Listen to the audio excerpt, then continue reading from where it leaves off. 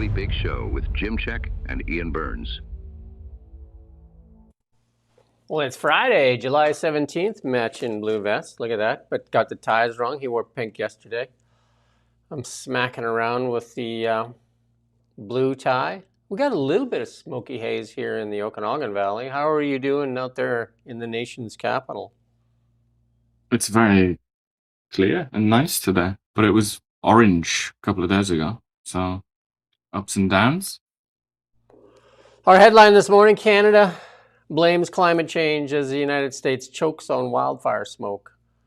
And a lot of Americans calling out Canada for mismanagement of the forest. We got a surprise for you because we're going to actually have in later today, Ian will be off at an optometrist, but later today we're going to have one of the producers of BC is Burning.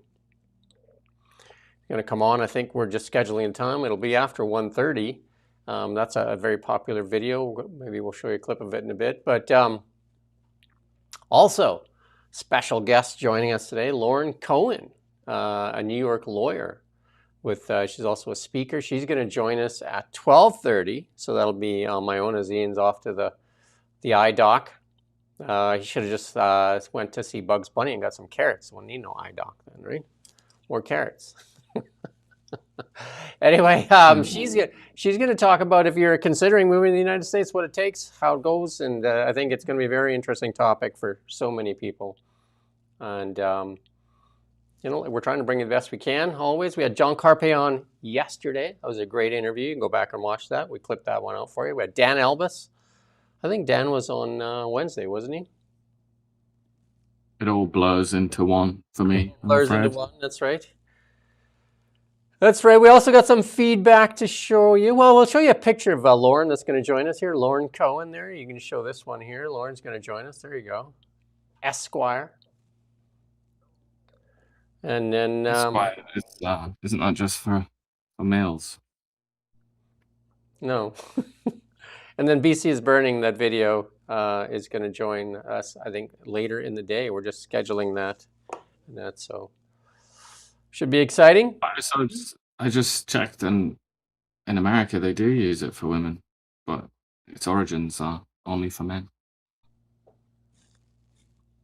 Damn Americans. You learn something new every day. Look at that. Ian learned something. Put that one, just lick your finger and put one on the board there. One for Jim. That's right. Boom. There you go. Well, I mean, that's if you count the Americans as an authority. Oh, there you go. Ian's looking for a little tiff this morning already. Here's some feedback. Great work, fellas, like that. And the Tillamook cheese there. Somebody got a good laugh out of that. So they discovered that cheese a while ago. It's good cheese, right? And then somebody made a donation or a contribution to independent media. We always appreciate that. And the name Crazy Puss. There you go. 007. Don't forget that. Crazy Puss 007. So the James Bond is the James Bond of the crazy cats, eh? Crazy cats. I'm going to go with crazy cats, but we do want to highlight something here because this is unusual, and we poop on Dougie a lot, right? But this Doug's setting a standard here, and Doug may make it in the later part of the day too. But I just want to play this at the start of the show here because Doug deserves a little credit for this if he follows through with it. Listen up to Doug here.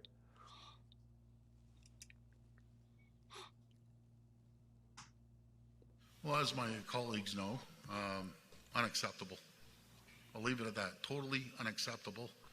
And I've told them, you're paying back every single penny. That's not the way we operate. Simple as that. That's good. Now, Doug, follow through and set that standard.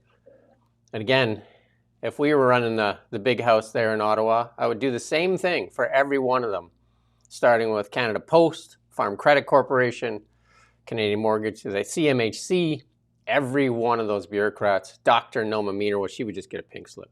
Just like that. You don't even know what you do there. So just bye-bye.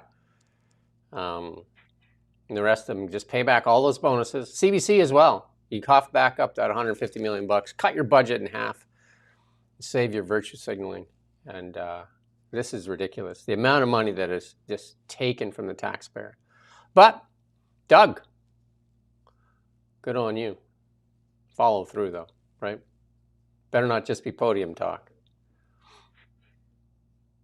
Got a bit of a reputation for doing that. So, yeah. We're just, chatting at the podium and then just like, what? I didn't say that. But this is the truth of the reality. This is in the Toronto Sun. I mean, we covered this a lot. 70% of Canadians now say crushing taxes, destroying standard of living. We had Franco Terrazzano on as well this week. And Franco said the biggest expenditure in households now, taxation. Taxation takes more than everything else, more than housing, more than food. Taxation, the biggest burden for the average Canadian, taxation. And then we watch them waste it. We watch them waste it, and then we watch them just I don't know what's that, just excesses, just elitist excess, while Canadians suffer. Like, there is no connection. There is no empathy. From they take those that can't afford to give, and then they just roll around it like pigs. But this doesn't make a lot of sense to me. 70% of people say tax is too high, it's having an effect on a negative impact on their cost of living. And yet, when it came to an election, more Canadians voted for the Liberal Party. Or if you combine Liberal Party, NDP, Green, Bloc even, if you add all those together, that I'm guessing will come to a majority of all voters went in for parties that aren't exactly known for their fiscal prudence. Parties that, if anything, are more likely to attack the Conservatives for wanting to cut things and talk about how important it is to spend. What do you think's going to happen? And if you want the tax to come down, what are we going to cut? Like, let's get real. What are we going to cut? That conversation needs to be had, but it's never had, is it? It's just like, taxes are too high, man. And then, we have a laugh about these mediocre bureaucrats buying canapes and things like that. But in reality, that's a drop in the ocean, isn't it? Interest payments, old age security, things like that, pensions, benefits, sort of direct payments as they're known in the economics world. That's where all the money's going. So what do you want to cut then? Like, seriously, what are we cutting? Well, I could fire the chainsaw up right now, and I could find a lot to wield that chainsaw on. One is the amount of money that goes to Ukraine. The amount of money that goes to Ukraine, just another $900 million. And we don't know if that was U.S. funds, Canadian funds. There's an independent journalist that went through it and says, the stuff they talked about at the podium, the math doesn't even add up, like what they say they're going to spend it on. And there's tons of money there. Then Anita Nan just gave like $125 million to Brazil, of all places. Brazil is probably economy is doing better than Canada. Then how much money did we give Gaza there? Another $500 million there. They're just global affairs. Tons of money. And there's an easy one. You want $1.5 billion right now that serves no purpose in Canada? The CBC serves no purpose. And another $1 billion to the rest of the media outlets. Just take it all back. There's right there over $4 billion right there, just like that. And Canadians would not notice actually that their service level would improve, just getting rid of that, right? And then you talk about $25 billion that went to Ukraine with no oversight at all. None. Zero. No oversight at all. There you go. There's $30 billion just like that. And that sounds like an enormous amount of money, doesn't it? And yet, if you look at the budget, it's not.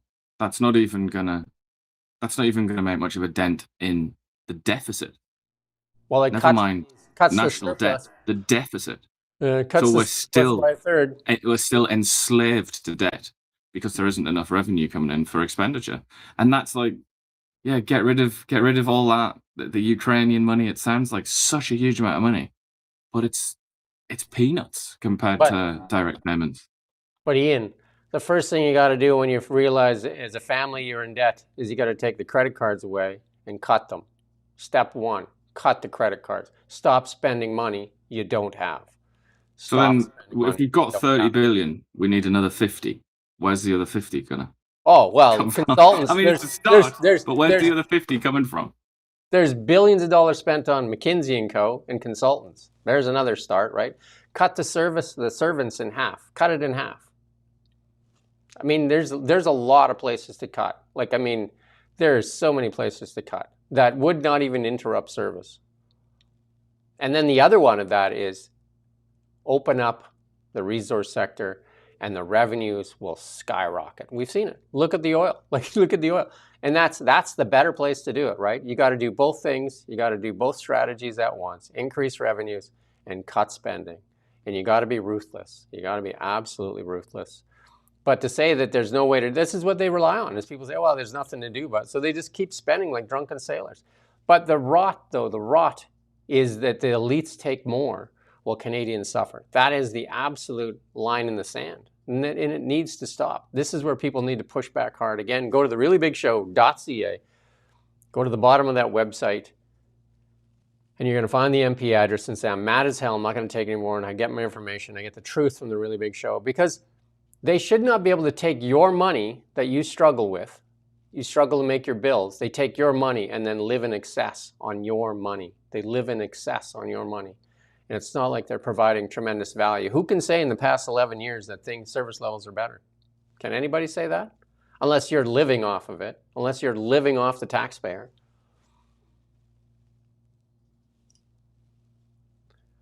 And this sovereign wealth fund, I guess you put this in here. Canadians want Carney to scuttle sovereign wealth fund. Again, it's complete misinformation. There is no sovereign wealth fund without surplus. This is a sovereign debt fund, which increases what Ian just talked about. You increase the debt, you increase the obligation. Right now, I think debt is the third biggest item in the budget. In the national expenditures every year, debt, servicing the debt is third. And they keep doing it because they have no fiscal responsibility. Francois Philippe Champagne stands there and tells you, oh, there's Canada, we're investing. That guy is the biggest gaslighter there is. He doesn't even know how to, I don't even think he understands the truth. I don't even know if truth ran him over, he would understand what the heck happened. That's another 25 billion, though. So right there. There's one. Although that's a one-off. Yeah, but there's $100 billion. There's $100 billion and you and I haven't even sat down to crack the books. Imagine if you had to look inside there, if you just opened a few pages and you went, whoa, because it's just the mindset. Look at the mindset of the waste that's just on the surface. It's that bad. You could just on the surface, you could scrape up $100 billion just like that, just on the surface. But I mean, there is a reason that demographics is such an important area of study. It's like all important, I think, in economics, and therefore current events. If you want to understand this conversation that we're having, or the conversation that our political class is not having, I think the place to start is demographics, because we just have a never before seen proportion of economically inactive people. So in other words, old people, retirees, not kids, don't have any of them anymore. And we have this system that was built for completely different demographic, like almost the opposite. And that's still in place. And because there was a big bulge of births, the baby boomers, as they're called, it's impossible to talk about any modifications to anything related to pensions or old age benefits. And that cowardice, I think, that failure to talk about that from governing parties, well, the two main parties, let's say, means that to an extent, you kind of left just like cutting around the edges, trying to find like $20 million here, and it just doesn't really work. The reality is that the conversation needs to be had about the composition of this country. But also, where are the young people who pay taxes? There aren't enough of them anymore. Well, it comes from stoking this economy and going full blast on our resources and stoking the economy where people feel like that they can have kids. Because right now, a lot of people don't feel like they can have kids. And you can probably say that yourself. Like, 2 kids is tough. Imagine with 4 or 5 kids what it would be like for you, right? Because it's just tough to afford. But if all of a sudden the economy is banging and it's all of a sudden money, then there's money. It's no different in wildlife. When there's a boom, when there's it's raining and the forest is abundant with food, guess what happens? There's population explosions. That's it, right? That's right there. It's just human nature, right? If there's a boom, people have a lot of kids. It's because it's good times. And right now it's bad times. And yet the richest real country in the world, rather than just like a tax haven, the richest country in the world is the United States. Their birth rate is higher than Canada's, but not much. They're not replacing themselves in the United States. It's a strange phenomenon. And if you look at these other countries who, the tiny little countries, like the little petrostates like Norway and stuff like that, they don't have good demographics either. They don't have a good fertility rate. This is an immensely, profoundly deep and complicated topic and difficult topic. And that makes me all the more sad and disappointed that it's just never discussed by the people who are supposed to lead us, including our economic Gandalf, Mark Carney. I can't remember him ever talking about this. The school systems, the education systems throughout the world have been working their climate change nonsense. So a lot of young people don't think they should have kids. That's part of it too. It's just that mindset has been changed, that their minds have been poisoned, and we're going to talk about that poison in the next few minutes here. Their minds have been poisoned. I've talked to so many young people that say they don't want to have kids because it's going to kill the world. The world's literally here for us. That's what the world's for, right? Figure it out. Technology will fix everything. Theoretically, yeah. I mean, that's the argument, isn't it? That it could make up for the lack of people. We can just create our own people, like robots. But we're yet to see those two ends meet and be fused together. Let's talk about the climate religion, though, because here it is. And it starts with all the smoke, the wildfire smoke that's going into the United States now. And there's some Republican congressmen and senators pushing back on it. We're going to play this first clip here. It's intense. I've seen some people coughing as they walk through the downtown, not seeing a lot of people wearing masks, but others are telling me they didn't even know the smoke was moving into the area today. I didn't smell it on the bus, but then as soon as I got down again, the same smell. And this is just like a foggy thing. I didn't know what that, I thought it was a fog, but I don't know if it's the smoke. Yeah. But it smells really bad. The Midwest and the Northeast are expected to see some of the thickest smoke today, with almost 900 active wildfires burning across Canada right now. That wind pushing that smoke into the area here. This is what it looked like as a train crew moved through northern Ontario, with flames pushing right up against the train car before the crew was safely evacuated. And of course, now we have these warnings about unhealthy air conditions, actually the worst air quality that people are going to be breathing in years. These warnings are stretching from Minnesota to New Hampshire and Cape Cod, and they also impact some major cities along the I-95 corridor like New York, Boston, Philadelphia, Baltimore, and DC. And the fire danger isn't just in Canada. Northeastern Minnesota, thousands of campers were told to leave the campgrounds in the Superior National Forest as wildfires forced evacuations across the region there. Now, the smoke is expected. Did I get cut off or just ended there?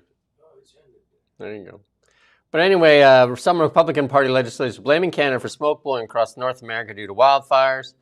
In a letter penned to Mark Carney, members of Congress Jack Bergman, John James, Lisa McLean, and John Mullinaar said they're demanding immediate action from the Canadian government. The letter was saying American lungs are paying the price for Canadian inaction year after year. Sovereignty comes with responsibility, and responsibility to prevent a foreseeable disaster from crossing into another country's airspace has not been met. The authors also said if Canada will not manage its forests to prevent these fires, the United States will look elsewhere or act on our own to protect our people. I'm not sure what that last sentence means.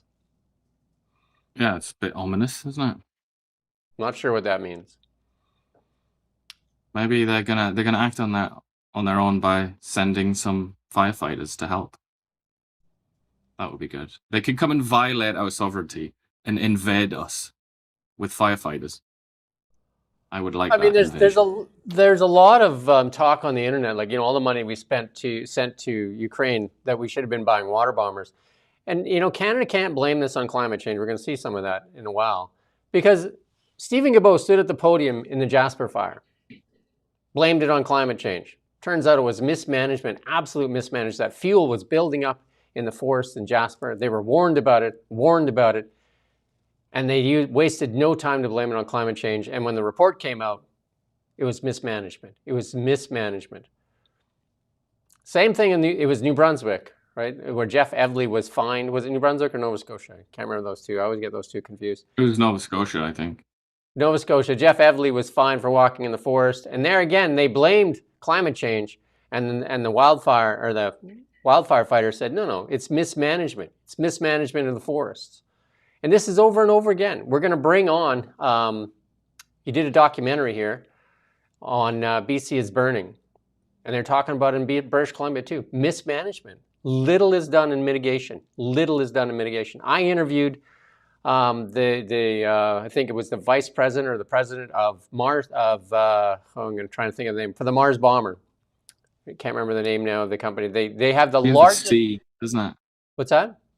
It Yeah, begins with C. Coulson Aviation. Coulson Aviation. I interviewed one of the executives from there. I think the son of the team there. Coulson Aviation, the largest firefighting company in the world, with the largest aircraft. Right? No contracts in British Columbia, and they're based out of Port Alberni. They do firefighting in the United States, and they do it in Australia and different parts of the world, and they have the largest fleet of aircraft. And Canada said they're inexperienced. It's absolutely, go watch that interview. It'll blow you away. It'll absolutely blow you away. They were sitting here with the largest helicopter during the fires that took 200 homes here on the west side of the lake here a number of years ago. That helicopter never left the tarmac, and I think its payload was 4 times the small helicopters working the fire. They just never left. They never called it into service. It was being paid standby, but they wouldn't call it into service because they said it was too expensive to use. Meanwhile, 200 plus homes burnt to the ground. There's something wrong with the management here. There's absolutely something wrong, and it needs to be called out because they stand at the podium and the only thing they want to talk about is climate change, not their mismanagement of the forests. Well, and now they've got another perfect argument as well, which is the Americans are being belligerent and unreasonable and baleful, menacing little creatures and trying to threaten Canada and all the rest of it. So now it's just perfect. Like, we can just move on to that. So we've got climate change and that. We don't actually then have to talk about the real issue. I mean, it is also El Nino, isn't it, right now? And there are weather changes. It is, it is dry and hot. That does happen from time to time. And Canada has an enormous amount of trees. So there is this, like, in a way, you just have to kind of say there's an inevitability about this. Canada as well doesn't control the winds. America, obviously, as we speak now, in Oregon and Washington, there are wildfires that are sending smoke up to British Columbia and Alberta right now. Yep. So if you can see it out there, that's probably American. That's American smoke. Them's American fires. So it just seems a little bit sort of like they're in glass houses. But it's just it's just the Republicans doing this, and it seems orchestrated. It almost seems like they've been sent a message from HQ or something to bang on about this, because it's a good distraction as well, isn't it, for the Republican Party that has elections coming up that it's expected to suffer in. This is quite a good opportunity to slap the Canadians around a little bit, and it's something that in football, soccer, since the World Cup's on, I can still make football references for the next few days. I can still do it. It's something called shithousing in football, which is where it's like gamesmanship, basically, where you just you antagonize and it's the dark arts. You play little games to try and unsettle your opponent. And you have to remember that Canada and the US right now are in these negotiations, and it's the Republican Party leading those negotiations on trade. This is this is an example, or this is an opportunity for shithousery, dare I say it. And I think that's what we're seeing a little bit of as well. I also want to point out that this is not the first year this has been done. This has been done in years past by the Americans because of the wildfire management in Canada. And there is no doubt that there is lack of proper wildfire management in Canada. You can look to Finland that has similar type forests. They have almost no forest fires. Mitigation in Canada is very little, and most of the wildfires started in Canada are interface fires started by humans, either accidentally or on purpose. There's a lot of them that are that way. Like that, I think it's 80%. I'm going to get that stat wrong. About 80% of our interface fires, because if it was the nature causing the fires, they would be out in the bush somewhere. But they always seem to be starting near a town for some strange reason. And interface fires back in 2003, 2003 in Kelowna, we lost, I think it was 235 homes or something like that. And they said forever during that, I remember that fire vividly, we were one of the ones evacuated, that the Mars bomber, which is a large bomber, can't land on Okanagan Lake. And then the media just spun that lie forever and say, oh yeah, we can't call in Coulson Aviation because people are screaming for the Mars bomber, which is a massive plane, right? That was the largest water bomber in the world. Screaming for it. And they say, oh no, it can't land on the lake. That was the media putting out that. And sure enough, Mars bomber shows up. Finally, the Mars bomber shows up. Fires out in 2 days. That shook our houses. I remember it going over our house, man, so low. It's a massive plane. It was going over. When, like when a plane drops water, they got skimmers and they got bigger water bombers and different things. I've been out there. I've been in the cockpits of these planes. And I stood on the fire lines for many years as well. Took some great photos. I don't know if we don't have it. I could put up one of the best photos I ever captured, right, of a bomber going right over my head, dropping retardant. But the skimmers drop a little bit. I mean, they kind of work in tactical areas, but that Mars bomber, like think about when water hits a fire, a lot of it evaporates as it's coming down because of the heat. But when you're giving it tons of water, like massive amounts of water, that's why the bigger the water bomber, the bigger the effect, right? And instead of building, we should bear in mind though as well, this is not a uniquely Canadian disease. No. I know you mentioned some of the countries that do it better, but there are other countries that do it equally as bad. I mean, England doesn't even have any trees, and they still have this problem because they don't know how to manage fires, or they don't do it properly. California. I mean, other parts of the US, yeah, not just California. Mismanagement, right? Mismanagement in California, that's been pointed out. They wouldn't turn the water on. They wouldn't turn the water on in California. There's some, I mean, the world has been greening, hasn't it? There's been this miraculous, we're living through an amazing era where there's more and more vegetation. It's expanding gloriously. But we don't seem to know how to deal with it when the fires inevitably come. Here's the biggest thing that I've argued for forever.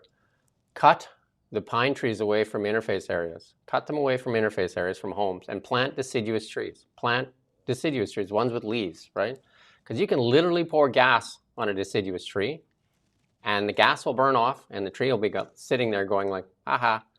Like they don't burn. They're so wet. They won't burn. Whereas a jack pine, with the branches hanging over top of your roof, that's firewood. And especially if they got all the dry kindling underneath it.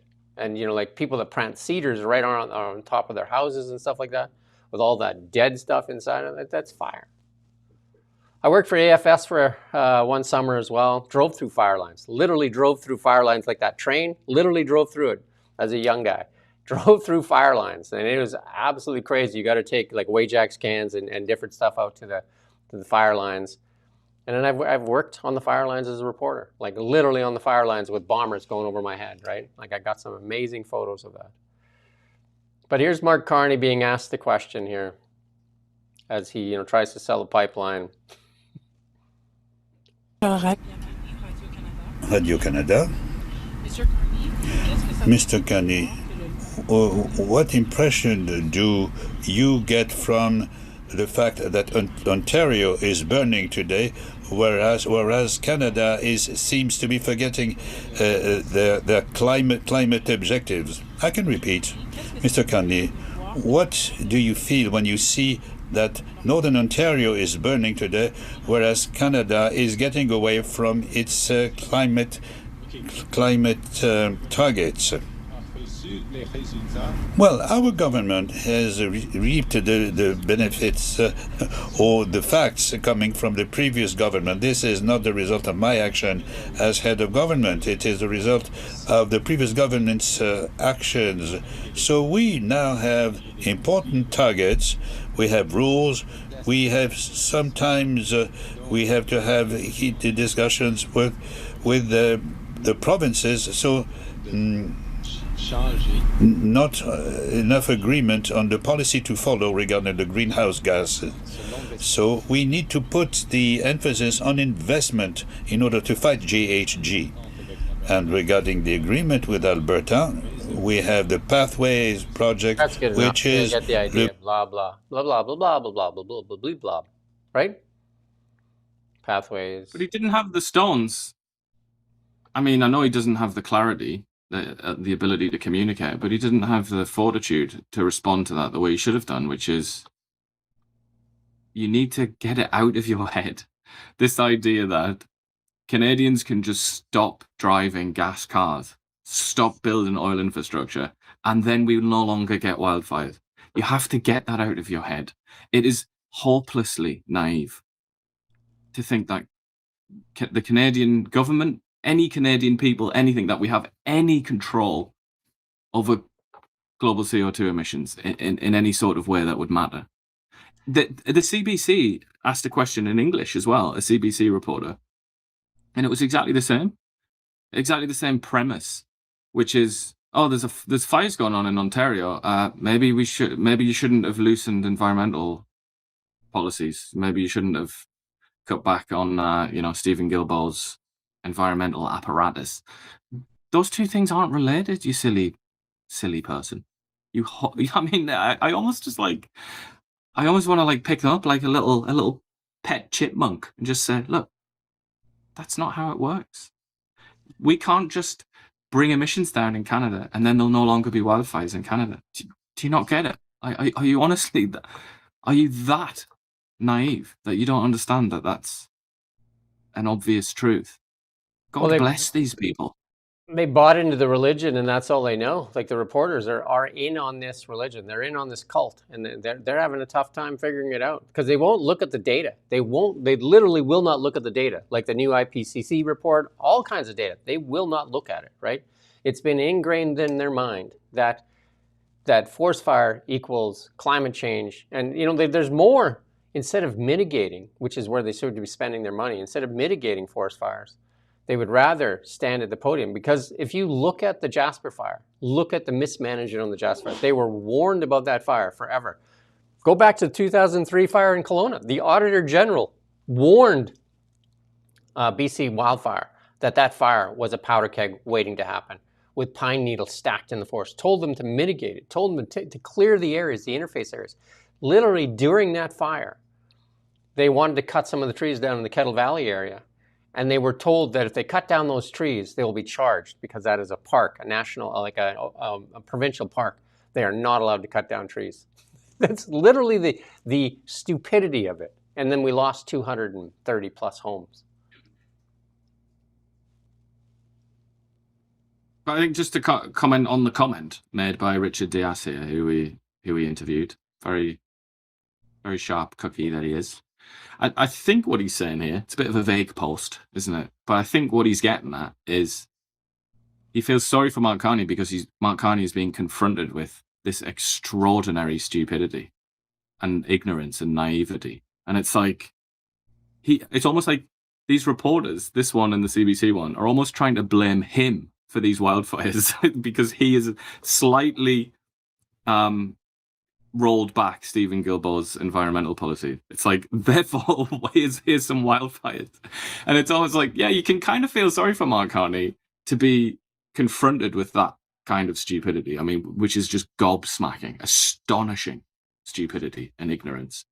But at the same time, I think the reason that he's saying almost twice is because one of the reasons that these pitiable creatures believe that that's true, that there's a direct causal link between those two things, is because of people like Mark Carney, who've been pushing this nonsense on the intellectually feeble for many, many years now. You've told these people that this is true. You've made this connection for them. And they believe you because you're an expert and you're a financial wizard and you have been associated with the likes of the United Nations and the Bank of England and so on. So when you say something that's obviously false to the sort of independently minded, it's not obviously false to these little people. And now the little people are confronting you and they're taking your logic that you've pushed and they're pushing it back to you. So now this is your fault, Mark Carney. So in a sense, it's like poetic justice. But I totally get what Diaz is saying here. When I was watching this press conference, I was looking at Mark Carney and I was thinking, like, his stomach must have been churning. He must have felt sick being confronted with that kind of ignorance. But, you brought it on yourself. Well, yeah, it's you push this because his agenda is different. Like Mark Carney's spinning it so he can make money from carbon capture, and all of a sudden, they bought into the religion. Now they're saying like, well, what happened to the religion, right? Like, well, what's going on? Like they're confused. Yeah, this is the damnation that you said was on its way if we didn't change our sinful ways. And you've come in and you've increased the sin. And now God is sending fire and brimstone down. Like these simpletons, that is what they see. And Mark Carney, there, he may be a little bit too devious for his own good, and he's been caught out, hasn't he? Well, that's what happens when you weave a web of nonsense. But he's a congressman right now, Republican member, John James, one of the letter writers there, and he's running to unseat Gretchen Whitmer as governor of Michigan. Here, listen to his little talk here. Is there anything we can do? Yes. And as governor, I'm extremely passionate about the beauty of our state, our air and our water. We deserve to have clean air and clean water. And the Canadians lecture us about climate change. Meanwhile, they are not doing the least of what's required to manage their own forestry. And it's causing health concerns, not just summer and beauty, but health concerns. Are people who are frail, people who are young, people who are aging, people who have asthma, like my son, who struggle when the air is choked off with the smoke. We have such a small summer, yes, and we want to enjoy it, but this is also a health concern. There's more carbon emissions emitted in these Canadian wildfires each and every single year than all of the vehicles that we produce in the entire nation. And so if they want to lecture us on climate change, they should probably handle their own affairs. Among the things that I can do as governor is focus on not just MOUs that have been in place since Ronald Reagan implemented them back in 1982, but Michigan can be a leading partner to not just protect against wildfires, but prevent them. Disaster preparedness is going to be a key element for the next governor of the state of Michigan. The spills and runoffs, floods and erosion, wildfires, extreme weather. If you go up to northern Michigan, right up in the northeastern side, the ice storms did a number on our brothers and sisters a couple of years back. And now all that's on the ground is dry tinder. Mm-hmm. If you look at that and you're not terrified of the potential of damage and loss of life, then you're not paying attention. I've been all over the state. We need to make sure that we are working with our state government to get elements to protect us against wildfires. And then at half the cost, we can partner with Canada to make sure that they're able to handle that. And maybe we'll be able to drive some revenue to our state as well while we're protecting Michiganders. I'm working on a plan to actually get firefighting and fire prevention assets up to and including firefighting helicopters, firefighting planes, and then additional training, working back and forth with the Canadians. I believe this will improve our relationship with the Canadians and eliminate these wildfire risks, which will reduce cost and health concerns for Michiganders. Again, protecting the beauty of our air, protecting the beauty of our land, protecting the beauty of our water is our governors among their top priorities. But protecting the lives of Michiganders is number one. And these wildfires, working with the Canadians to at half the cost be able to protect our land and theirs, I think is in all of our best interest. But right now, initially, they need to get their act together. It's a bit all over the place, I think. Yeah, that's what happens when you just do those YouTube videos like that. I put an image there. You can try and put that up there. Desert Fox. There's a really good just say about that Michigan governor there. I mean, one of the things that I was talking about there, being all over the place. He was all over the place anyway in his solutions that he offered, but also his central premise was the Canadians have been lecturing us on climate change, but they can't take control of their own wildfires that then blow smoke into the United States. These are the ones that are going into the smoke going into the US is coming from Ontario. The Premier of Ontario, for quite a long time, is a chap called Doug Ford. To my knowledge, Doug Ford has never lectured the United States on climate change. That's not his bag. Doug Ford lectures Liberals on carbon taxes and things like that. You know, I just don't think, maybe it's a misunderstanding. Doesn't understand how the jurisdiction works in Canada or something like that. But the Ontario political establishment has not been lecturing the United States on climate change. So right away, it sort of falls to pieces, doesn't it? Well, there is lectures that go on in general, like in our media and all kinds of stuff, for sure. They're not the people who manage Ontario's wildfires or forests. Wow. Different people. Try that other image there. I mean, this is the 97 connector fire. I mean, you can see these big bombers, and here in the Okanagan, like that fire that we had one this summer in West Kelowna, and they knocked it out in, I think, in a couple hours. Meanwhile, some people on social media put out there that Kelowna was surrounded by wildfires, and it was a relatively small fire in context of the fires that Kelowna has faced. And Kelowna is one of the Okanagan is one of the hotbeds for these wildfires, you know, because it's a very warm climate here in the Okanagan. Like, we can go 90 days without rain during the summer.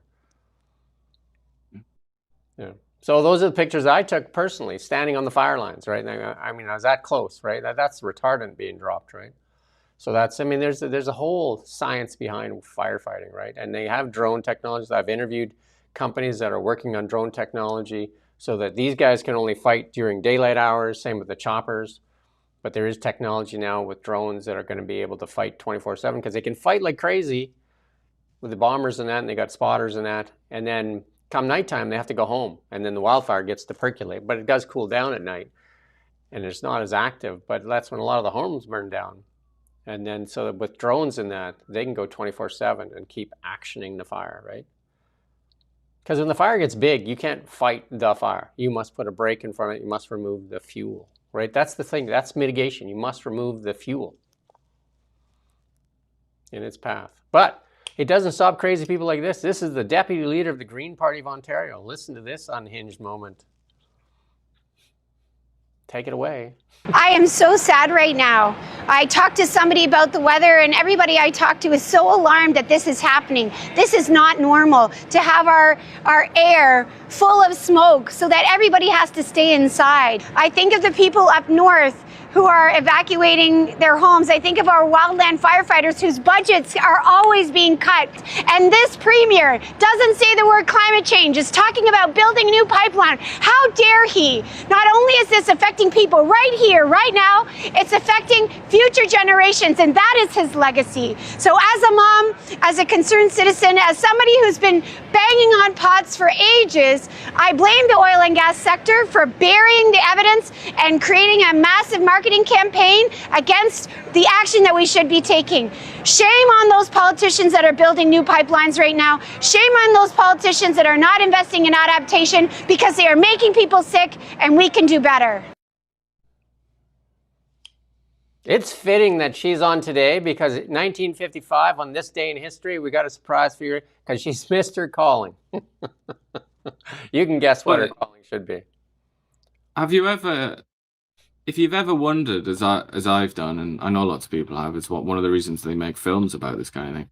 But if you've ever wondered, like, what the past was like, what the world was like 1,000 years ago, or something like that. For example, just off the top of my head, our favorite woman, Joan of Arc, who was a religious extremist and total maniac, possibly mentally ill, and God knows what else, but passionately faithful to the Christian religion in a way that we just can't understand.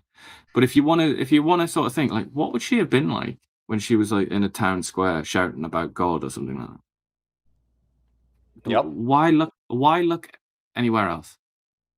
That's it. That is the face of religious fervor. Something that we sort of think that we don't have anymore in the Western world. We have to look at some protest in Karachi or something, and it's like, all right, there it is. No, it's still here. That's what it looks like. It's right in front of us. It's right there. It's the exact same body language, the same tone, the same confidence of belief and righteousness. It's right there. There it is. You're looking at a religious fanatic. She was channeling Greta. How dare you? Yeah, she did. Yeah, she even quoted. Yeah. How dare you? How But dare you? the sad thing, put up this next chart. The sad, and put it full screen to it. The sad thing is that in the last little while, media, the outlets, mainstream media has been platforming people like that. Stephen Guilbeault, Elizabeth May. We just had Elizabeth May on what a month ago, talking about how, the planet's on fire. Guys like Mark Hall in there saying you can't even drive your car across Canada. All of these people, absolutely extremists, but never get labeled as extremists and, like qualified when they do the interviews with them. They're put out there like it's fact, right? Yeah. This moderate expert here, completely neutral expert, is here to tell us that the world is on fire. And Canada's responsible for it. She was factually incorrect. And I guess Melanie Joly will be proceeding with legal action against this woman any minute now. Mm-hmm. She's factually incorrect when she looked behind her and she said, this has never happened. Or whatever she said. This never used to happen. It happened a few years ago. Well, look right there. There's the chart. It was literally a few years ago in Ontario, in Ottawa. This was happening. Yeah, exactly. Look at this graph. Put that chart back up. Put the chart back up. There you go. 2023, big year for wildfires. 2023, big year for wildfires. Yeah, I mean, it was far worse as well, by the way, a few years ago. And I'm saying, because she's from Ontario, I'm saying specifically in Ontario, it was very, very bad. Do you know how bad the media is? And I'm going to give you an example locally of how bad the media is. You can take that down. How bad the media is. We had the 2003 wildfire in Kelowna, and it was national news. It was international news, actually. It was massive. It was one of the first really big fires where a lot of homes were lost in Canada, like 230 plus homes, right? I was part of the team. We were there. We did the tours. We went and looked at it. We were let in, did the tours. I was evacuated. I stood on the fire lines, and a lot of people say that I don't know nothing about news, right? Like, I paid my dues as well. Stood on fire lines, like all night long, standing on fire lines.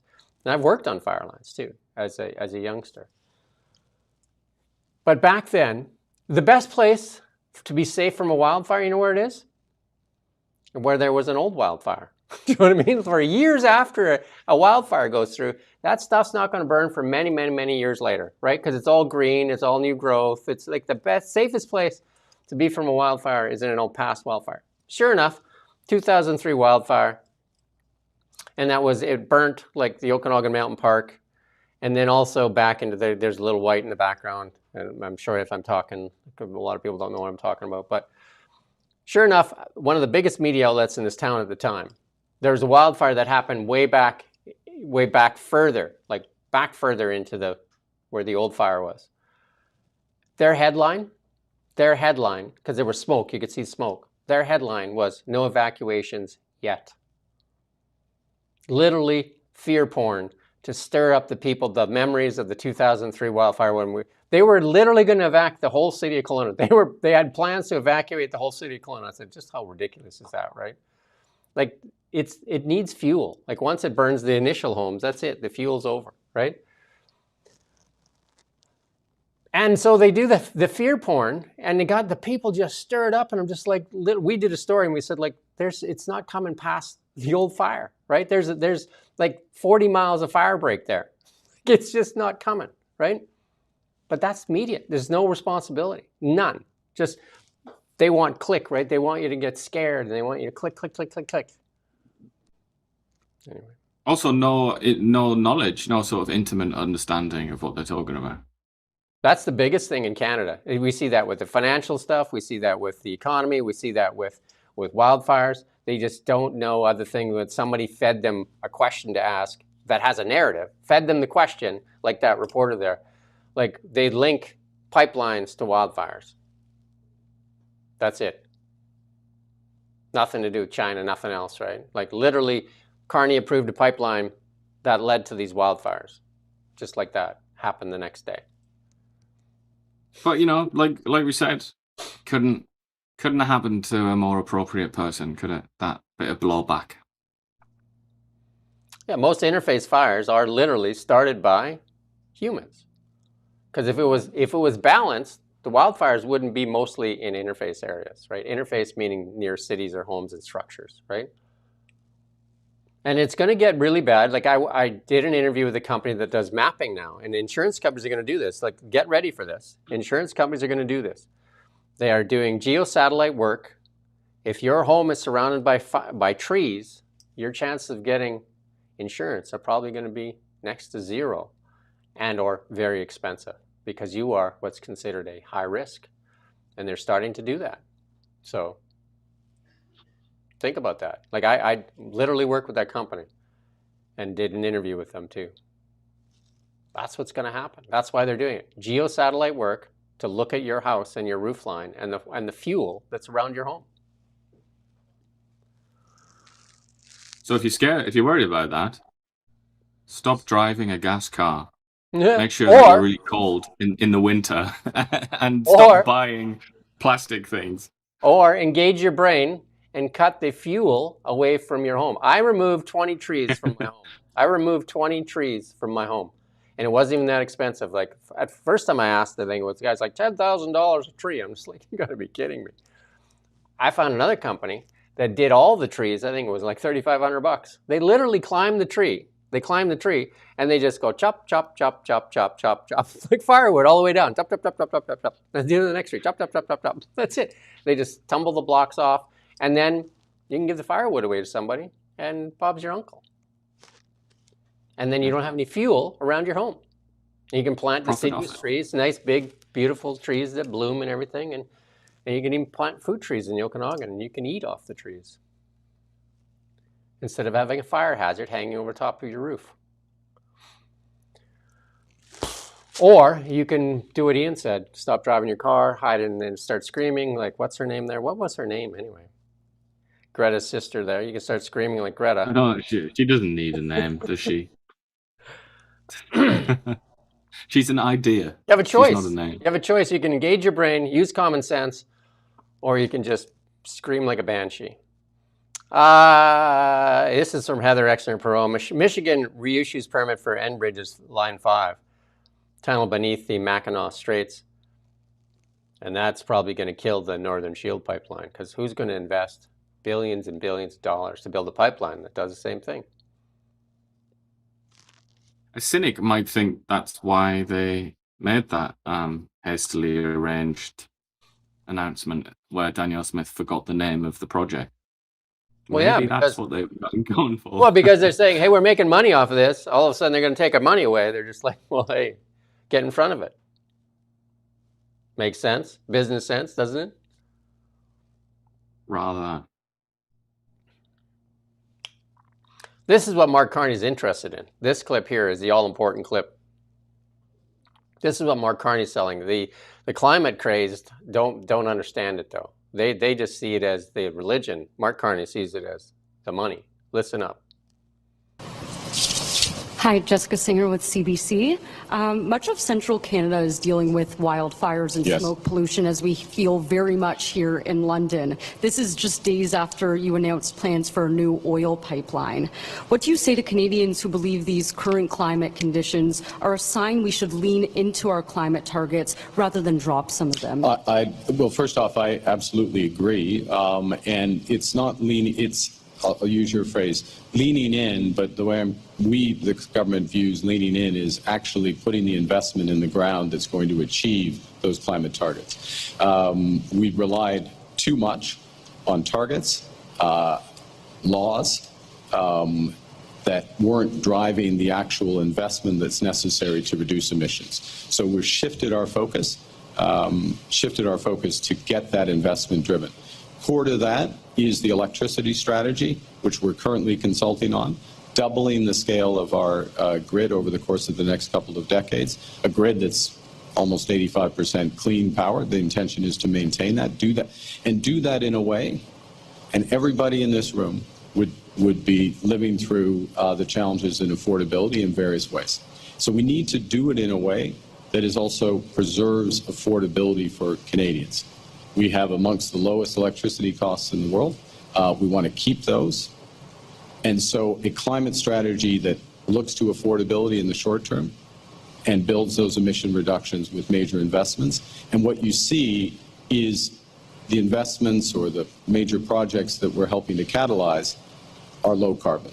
So that new oil pipeline, as a precondition of that new oil pipeline, is the Pathways project, okay, which is the equivalent of removing 90% of the vehicles on Alberta roads. As another precondition is a 75% reduction in methane in Alberta. As another precondition is a carbon market that actually works, just isn't a carbon market in name. And I will underscore, and this is, if you want one illustration of the difference in our approach, is that theoretically the carbon price is over $100 right now, but the carbon price in the actual markets has fell to about $20. So the gap between what was the objectives, what was said, what was legislated, and what was happening was enormous. And we're shifting the approach to make sure that there isn't a gap, and the focus is in that investment. Last point, if I may, I'll hand back. Climate is a global issue, and that's why we have maintained our global climate finance. That's a rarity in the G7.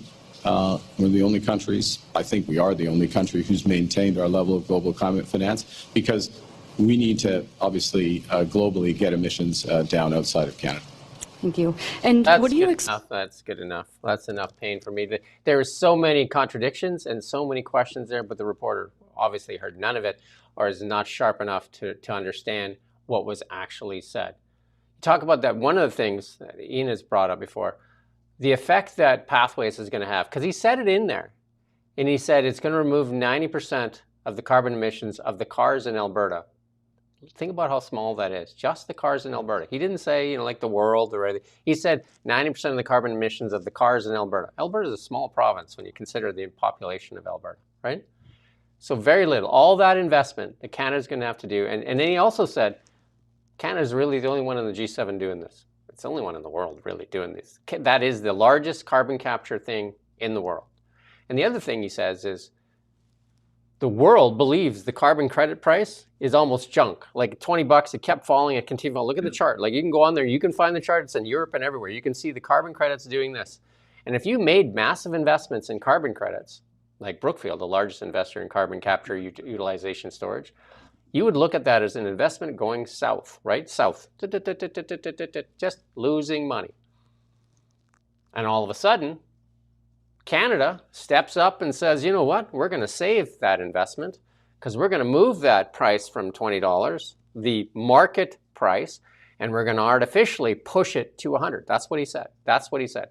We're going to give it a floor in Canada, the government in Canada, you are going to guarantee the floor. You're going to make sure Brookfield isn't losing $80 in carbon credits. Right there. You're going to make sure. You are going to make sure that that carbon credit, because he's not even talking about climate change. He's talking about a taxation scheme that benefits Brookfield, and he's going to make sure that Brookfield does well on its investment, because the rest of the world, like the United States was doing this, and then they said, not doing that, not doing that. And that's why companies, we covered this, what, 6 months ago, 7 months ago, 8 months ago?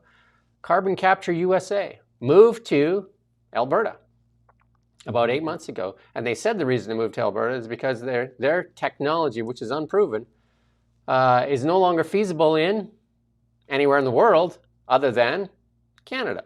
It's right there on their website too. It's right there. It's absolutely right there. It's not hidden. It's right there. And this monstrosity that they have, we did a whole explainer video on it. It's basically like a bunch of HVACs. It's like, you suck air through these filters. You suck air through filters, just like a big HVAC unit. We had global travel. You suck the air through, and then it keeps it in these carbon filters. And they sequester it, and then they put it in trucks. Then they put this carbon in a truck, and then they truck it to a location, Fort Mac. They truck it to a location, and then where people don't want it. Where people don't want it, yeah, literally don't want it, and then they pressurize it into the ground, which they have no idea if it comes out or not, because it has come out in the United States where they've done it. Yeah, it has in the past. It's come out. And so they pressure it into the ground, and they sell these credits. So this company that came there, Carbon Capture USA, gets 75 cents on the dollar. It invests $1, and the government gives them back 75 cents. You're paying for it. You're paying for it. And then they also sell these credits. They sell these credits to the oil field companies that have to buy them. They're mandated to buy them by that guy. They have to buy the credit. So they win on both ends of it. But you paid all the risk. You pay for all the risk, and you get none of the reward. So you pay for them to come and do it, and then you pay again because they have to buy the carbon credits, and they charge you again. And it's a brilliant taxation scheme. It's absolutely masterful. And that's the genius that did it. But it was all falling apart because somebody else won an election. And then this is being all linked together. You get strings out, you get your strings out. Jasmine Lane went out there just think if a Democrat would have won the election, Mark Carney would be sitting pretty right now. He wouldn't probably be the Prime Minister of Canada either because he wouldn't have to. Brookfield would be doing great because it would be selling these carbon credits all over the place. But nobody else buying them. There you go. The whole thing. But again, thing. I mean, the context as well. You have to remember that idiotic question by the CBC reporter, again linking these fires with policy decisions made by Mark Carney concerning the Canada's industrial sector, linking those two things together. And he went along with it. He's like, and that's when he mentioned pathways. Is this the question these people need to consider, or the question Mark Carney needs to be asked? Will pathways make a meaningful impact on global CO2 emissions? Will pathways meaningfully reduce the chance that there will be wildfires in Canada? Yes or no? He just told you. 90% of the cars in Alberta.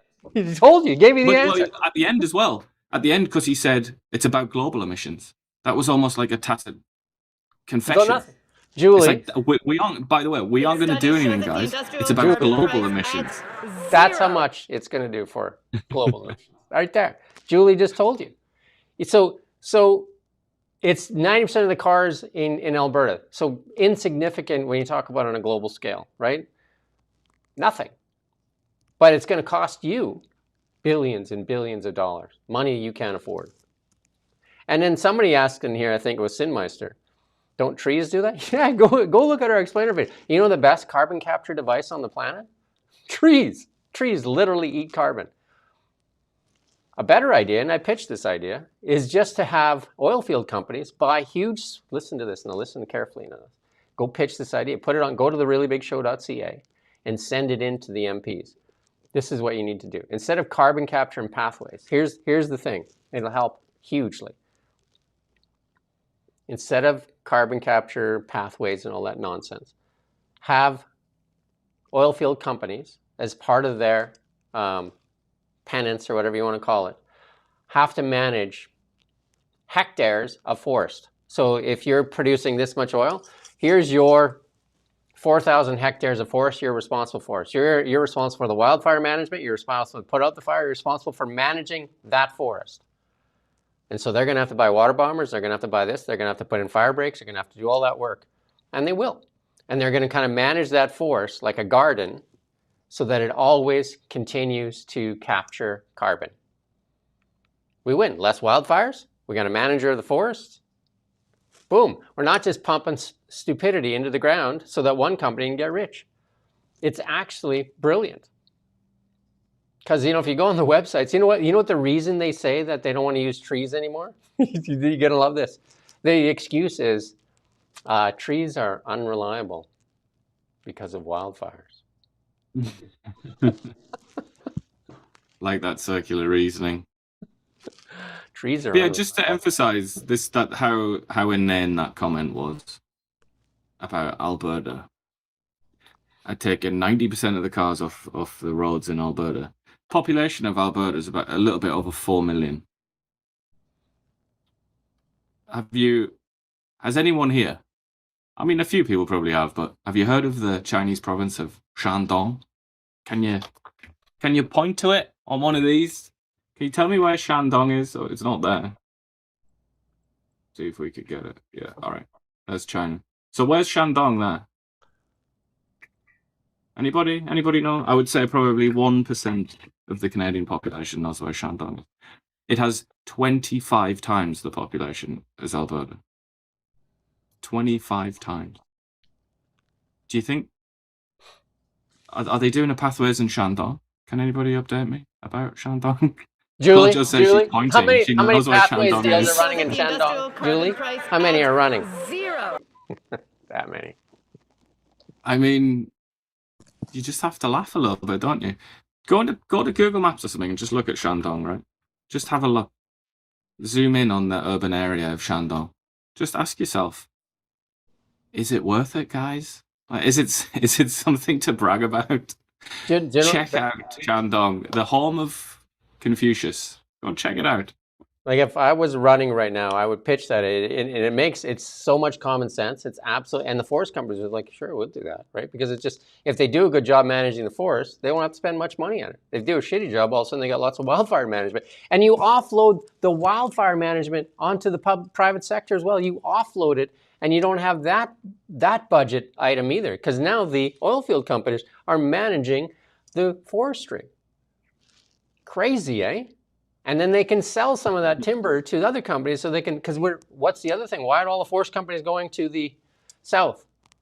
No timber. Clown show. Absolute clown show. But this is what people want. People want prosperity. Pipelines and opinions. 63% of people support a pipeline. Basically, it says 63% of people would like to feed their kids. Right? 63% of Canadians would like an economy that's prosperous. 63% would not like to stand in food bank lineups. But what's the question that comes out of the mouth of the CBC reporter? They can't think. They literally can't think. Maybe just make them watch the really big show before they go out and do their questions, because just use your brain, just like a little bit. Mark Carney laid it all out there for you. It's all there. All the answers are right there. You just have to think and use a little bit of common sense. He told you how much Pathways is going to change the carbon release into the air.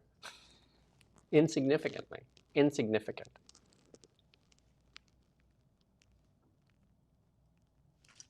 But also, there's often this idea, and I think that's kind of what this climate finance thing is about, where you're saying we're giving money.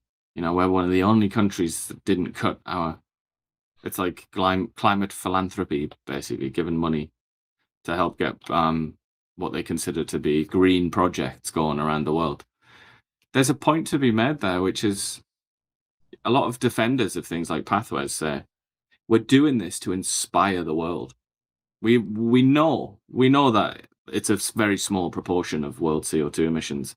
We know, I know like really stupid people, really sort of a very long way down the intellectual ladder, we have people like CBC reporters who think that emissions in Canada is directly related to wildfires in Canada. Okay, we know they're stupid, but we're the more intelligent climate change activists. We know that's not true. However, if we build Pathways, we're going to inspire the people of Shandong, people of Guangdong, people of wherever you want, Delhi, India. We're going to inspire them, and they're going to want their own pathways. And maybe they'll even ask us to come build it for them. That's considered a more intellectual, a more sort of intellectually rigorous argument from climate change activists. Is anyone persuaded by that? Are you persuaded by that argument? Do you see any evidence that the Chinese are looking at Canada and they're like, oh yeah, carbon capture, right? That's really smart, actually. I think I'm gonna get in on that. Is there any evidence that that's true? Therefore, what possible defense do you have for this boondoggle? Really?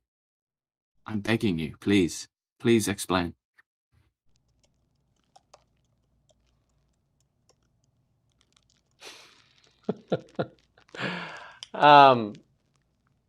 What happens when you have wildfires? What does the tree release? Carbon. It's wood, right? It's burning wood, right? Because a tree is a carbon capture device. A tree is a carbon capture device. It eats carbon and processes sequesters carbon. It. And it sequesters it. It literally sequesters it in the tree, right? It is a carbon capture device. In the bark, yeah.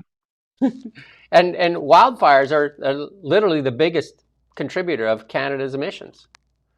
Cut back the wildfires, and you can literally, up to 300% of Canada's emissions are wildfires on a bad year, up to 300%. So shouldn't we work on that before we work on the insignificant portion that's coming out of the tailpipe? And literally the trees require carbon. And if you looked at Canada, it's full of trees. It's literally a province of trees. Look at Manitoba. I worked in Manitoba. I've driven Manitoba from Winnipeg to Thompson many times. If you look out the window on any given moment, it's trees. Trees and water, trees and water, trees and water, water and trees and water. And a moose, tree, water, moose, tree, moose, water. That's a good ratio of moose. Drive from Kelowna to Prince George. What do you see? Trees, trees, trees, trees. Drives from Edmonton to High Level. Trees, trees, trees, trees, trees. Ontario. Or fly. There's a couple of trees.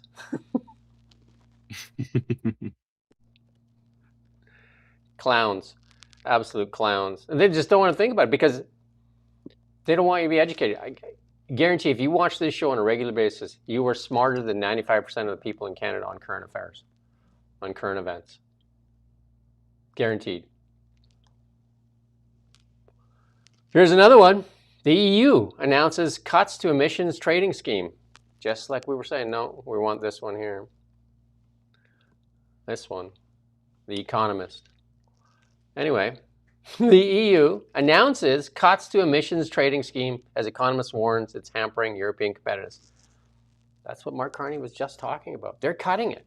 Mark Carney put in a floor because it was way down here. I don't know, the way down here, now it's way up here because Mark Carney says, you're going to do this, whereas Europeans are saying, this is a bad idea. The Economist magazine, famous for its liberal internationalism, has written a frank article about European Union's so-called carbon price. So it's falling apart around the world, not just the United States, which includes emissions trading schemes similar to Canada's industrial carbon credit markets.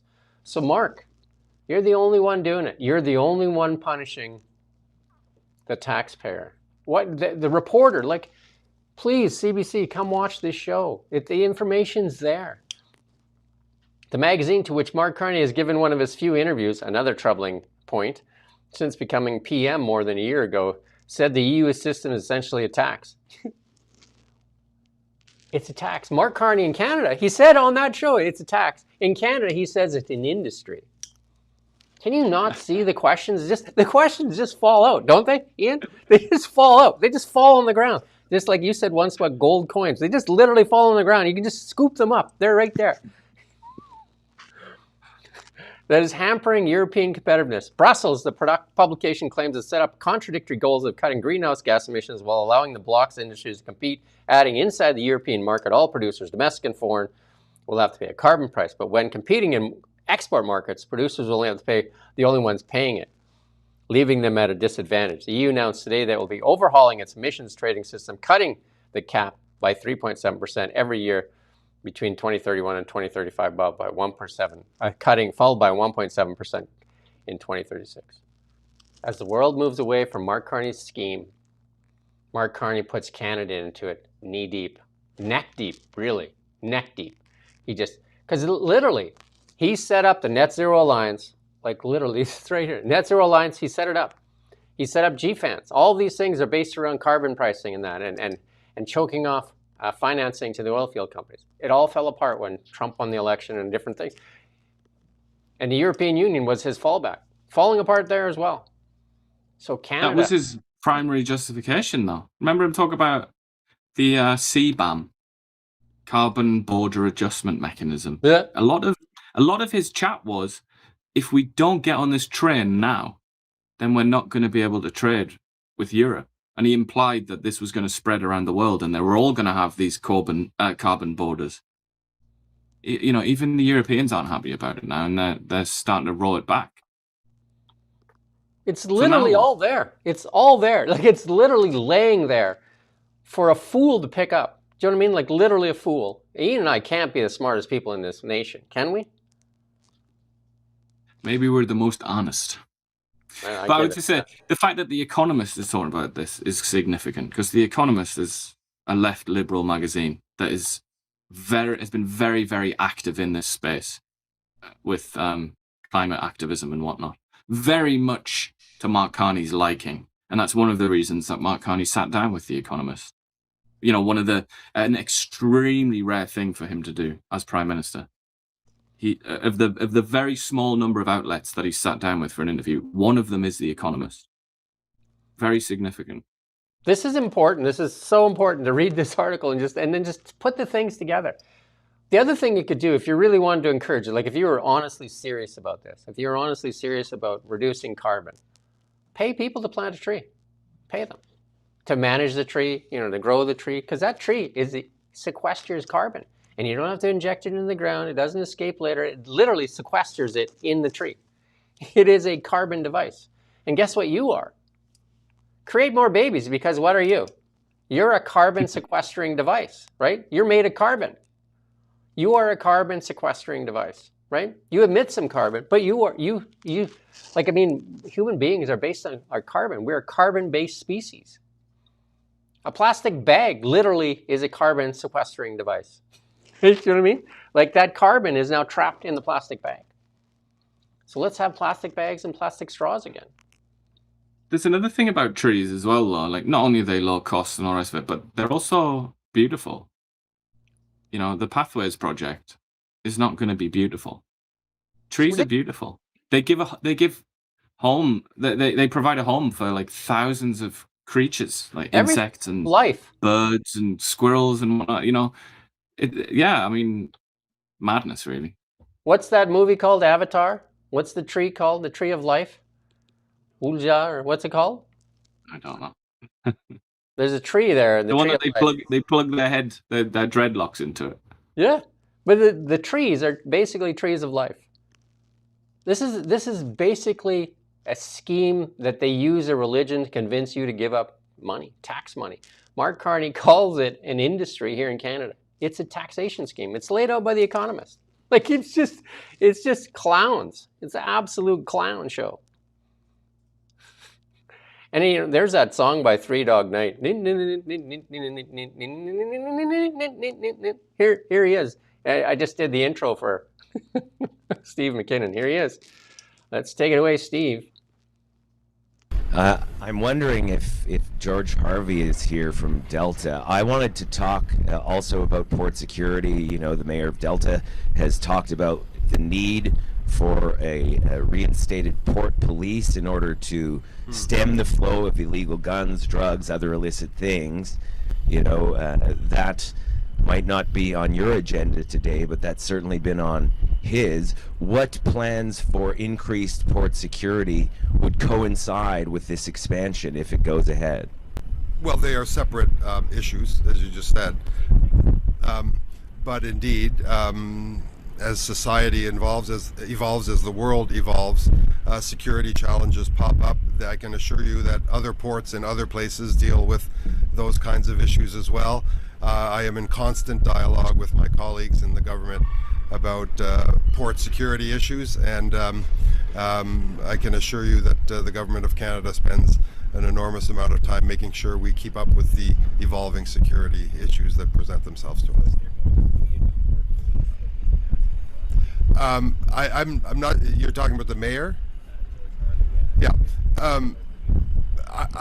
Look, I don't think prolonged discussions over what institution. We have one of the world's best police forces. They're in charge of port security. They work with their partners. They work with the province. They work with municipal authorities. That's good enough. Well, he just does a word salad. We just had Dan Albus on. I've also interviewed Macklin McCall. How much port security in relation, like really going on, Julie? How much port security is going on? Studies show that the industrial carbon price. Come on, Julie, hurry up. Zero. There we go. Right, because we're inspecting like 3% maybe, and then we're selling the lists to organized crime so that they make sure they're not even in the 3%. The ports in Canada are a point of weakness, and the world knows it. The world's criminal organizations know it. It is a point of weakness. It's a lot tougher in the United States, like to get into the Seattle port and that. So they're just like, hey, use that one, right? And then you just go this way. And the rail we also cars had Sam Cooper.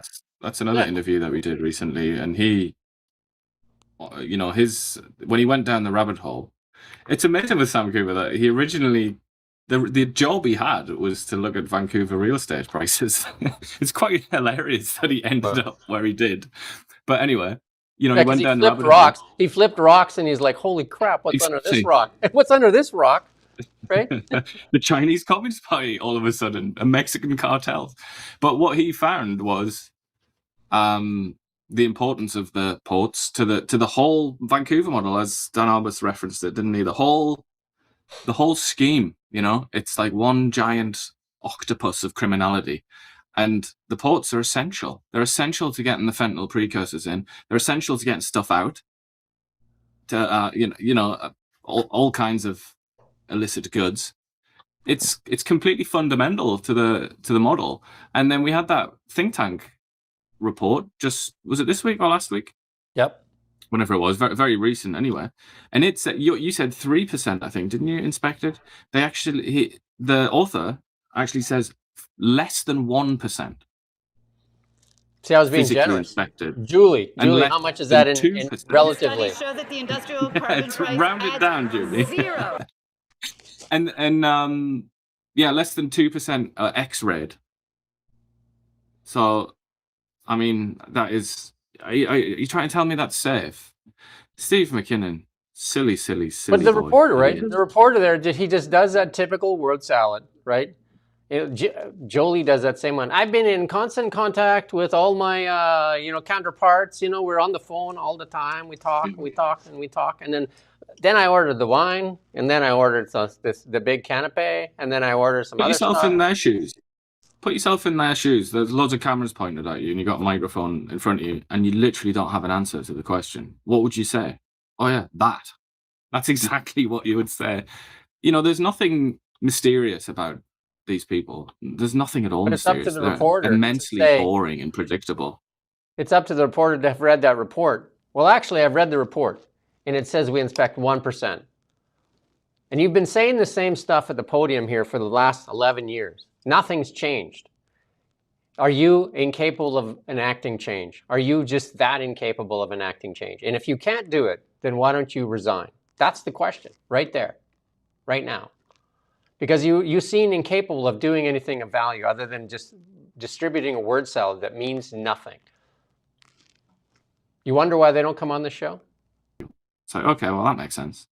So it's pretty hard to smuggle a nuke into Canada. However, everything else that you could imagine is on the menu. Just think about what that means. How stupid is it? Have you ever been to a park, like a provincial park or something like that? They do this in America as well.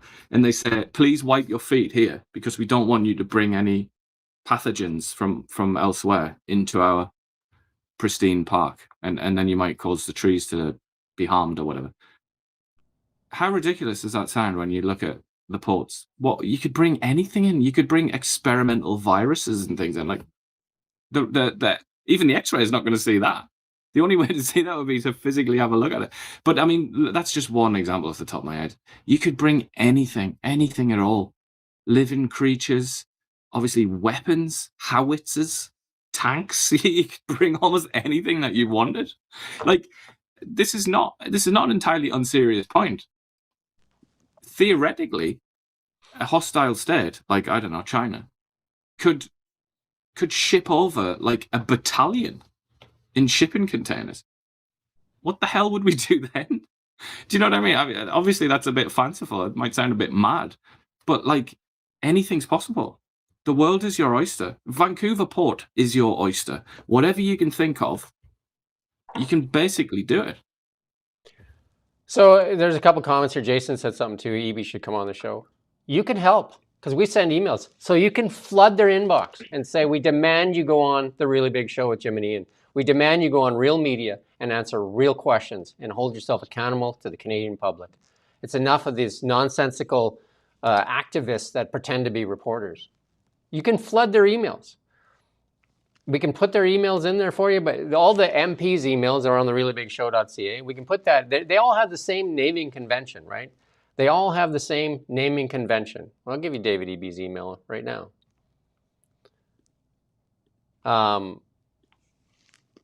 David. People are saying that they can't hear us. Can you but hear then us? Some people are saying they can. David.eb at leg.bc.ca. Flood his email. Say, we demand you come on this show and answer questions from real reporters that are going to have real questions that need to be answered.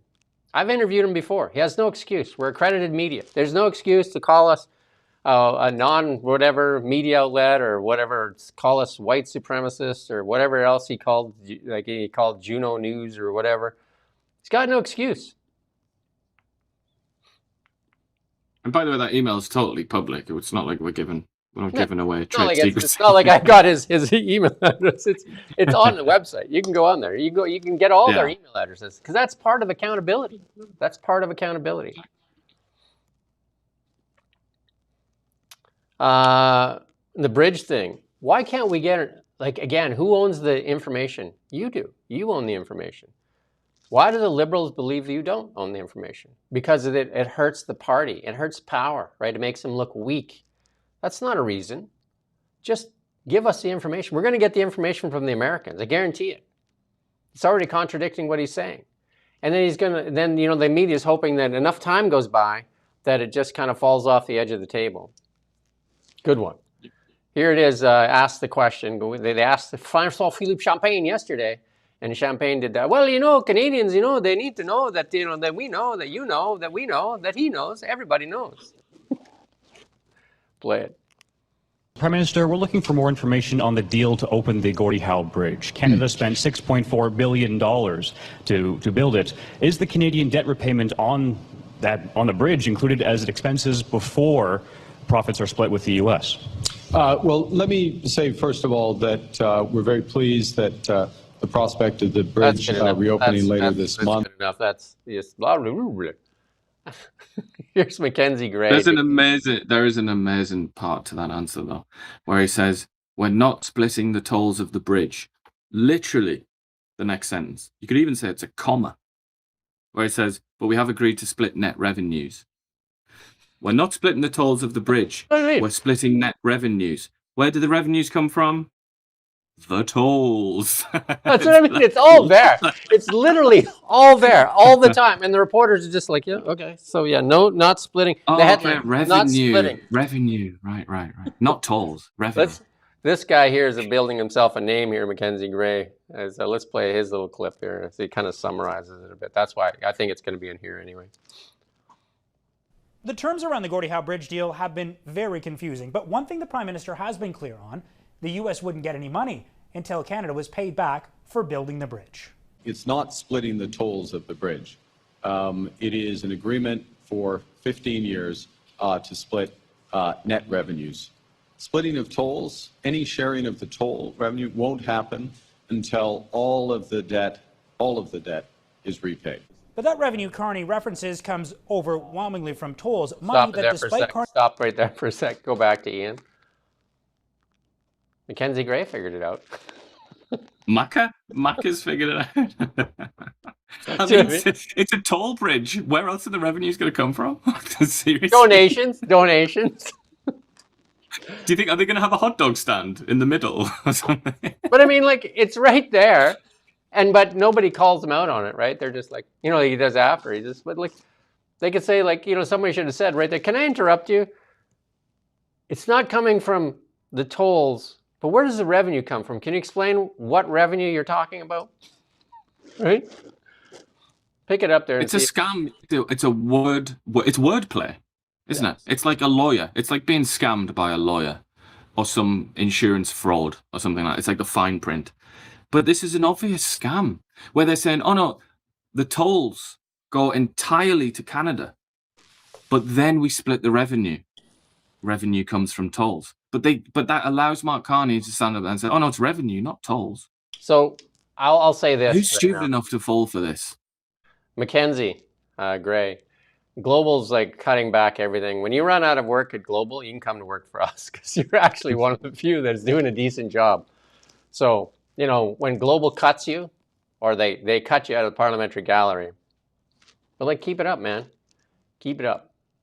Keep your stick on the ice. And you can tell that he's doing a good job or a better job than his colleagues there, because Mark Carney evidently despises him.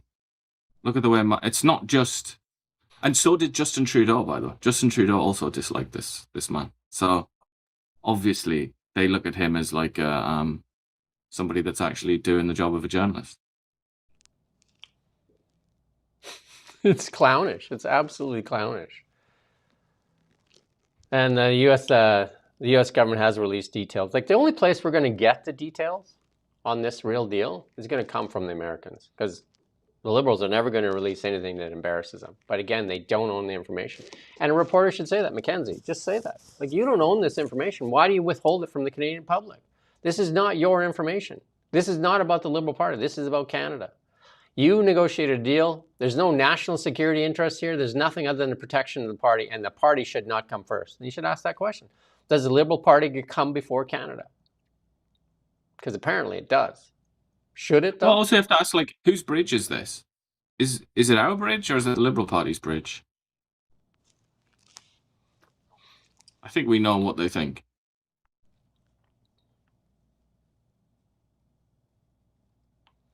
And they just hope you go away. The management people in that, it's just crazy. Here's Jameson Greer, and this is an important point, right? You know what I mean? Because, you know, like, it seems like the Canadians had created some, like, the digital services tax. They're just, we'll throw this in and then we'll use it as a bargaining chip. And the Americans are just like, you can't throw shit in that you know is going to get thrown out as a bargaining chip, right? You know what I mean? Like, you can't just throw a bunch of red herrings in. And Jameson Greer, obviously, a little brighter than that. Let's listen to the clip. So it's going well with the Mexicans. They're quite pragmatic. Again, we kind of have this major issue, and I know the national security people don't think about this as much as I do, but our trade deficit in Mexico really is a challenge. It really is a problem. The trade deficit, it is a manifestation of some of this, whether it's overcapacity or subsidies or unfair trading practices or monetary policy. It is an expression of things that have gone wrong in the global trading system. Working quite actively with the Mexicans, actually, to identify these sectors that we think we can reshort to North America, where we can have more production in America, where we can have complementary production in Mexico that leads to more balanced trade, but that does require to have stronger rules of origin for these types of products. I've given lots of proposals to the Canadians on things that could be done immediately to put us in a better position. It's not a concession, that's not movement, that's just describing what we do now, which is talk. So we just haven't seen a lot of movement. There are a couple things the Canadians have done. You know, they had a digital services tax they proposed, then rolled back. They had an online streaming act where they wanted to force American companies to fund Canadian companies that they rolled back. I'm glad they did that, but they don't really get credit for doing something bad and then undoing it, right? That's just good practice on their part. Trade policy, industrial capacity, and national security are inseparable.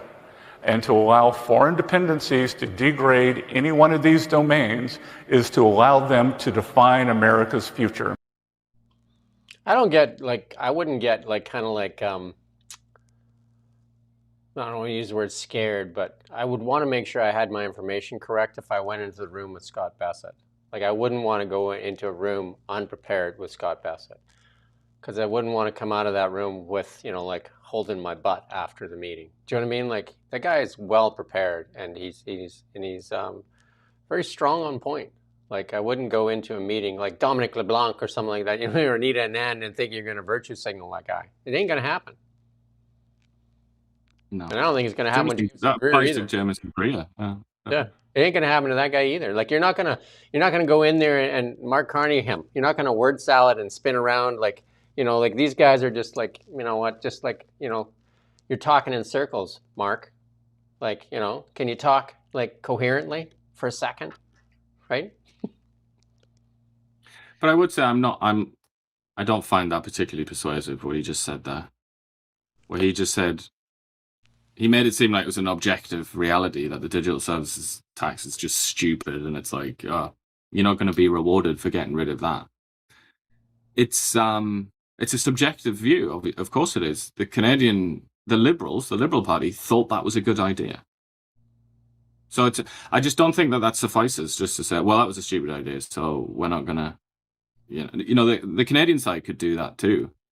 But then again, another way to look at this is that it's not about right and wrong. It's not about if it's objectively true or whatever. This is America flexing its muscles and showing who's boss. And it's like, we can be unreasonable because we're America, you're Canada.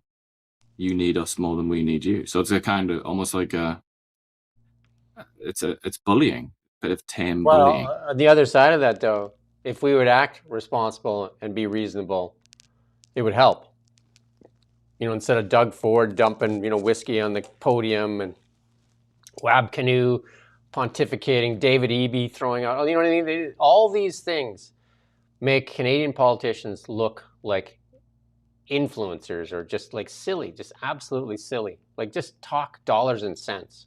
Do you know what I mean? Like in Scott Bessett, talk dollars and cents. We have this much oil. We want to sell it to you. This is the price, right? Just talk. This is how we can, Carney said it when he was there. This will make America great again. We can help you. And they'll say, yeah, that helps. That helps. Let's Hoekstra also said that. Yeah. When he said about cars, like you've got an argument to make.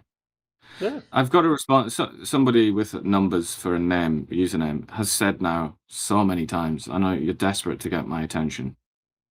You keep talking about how I hate Americans.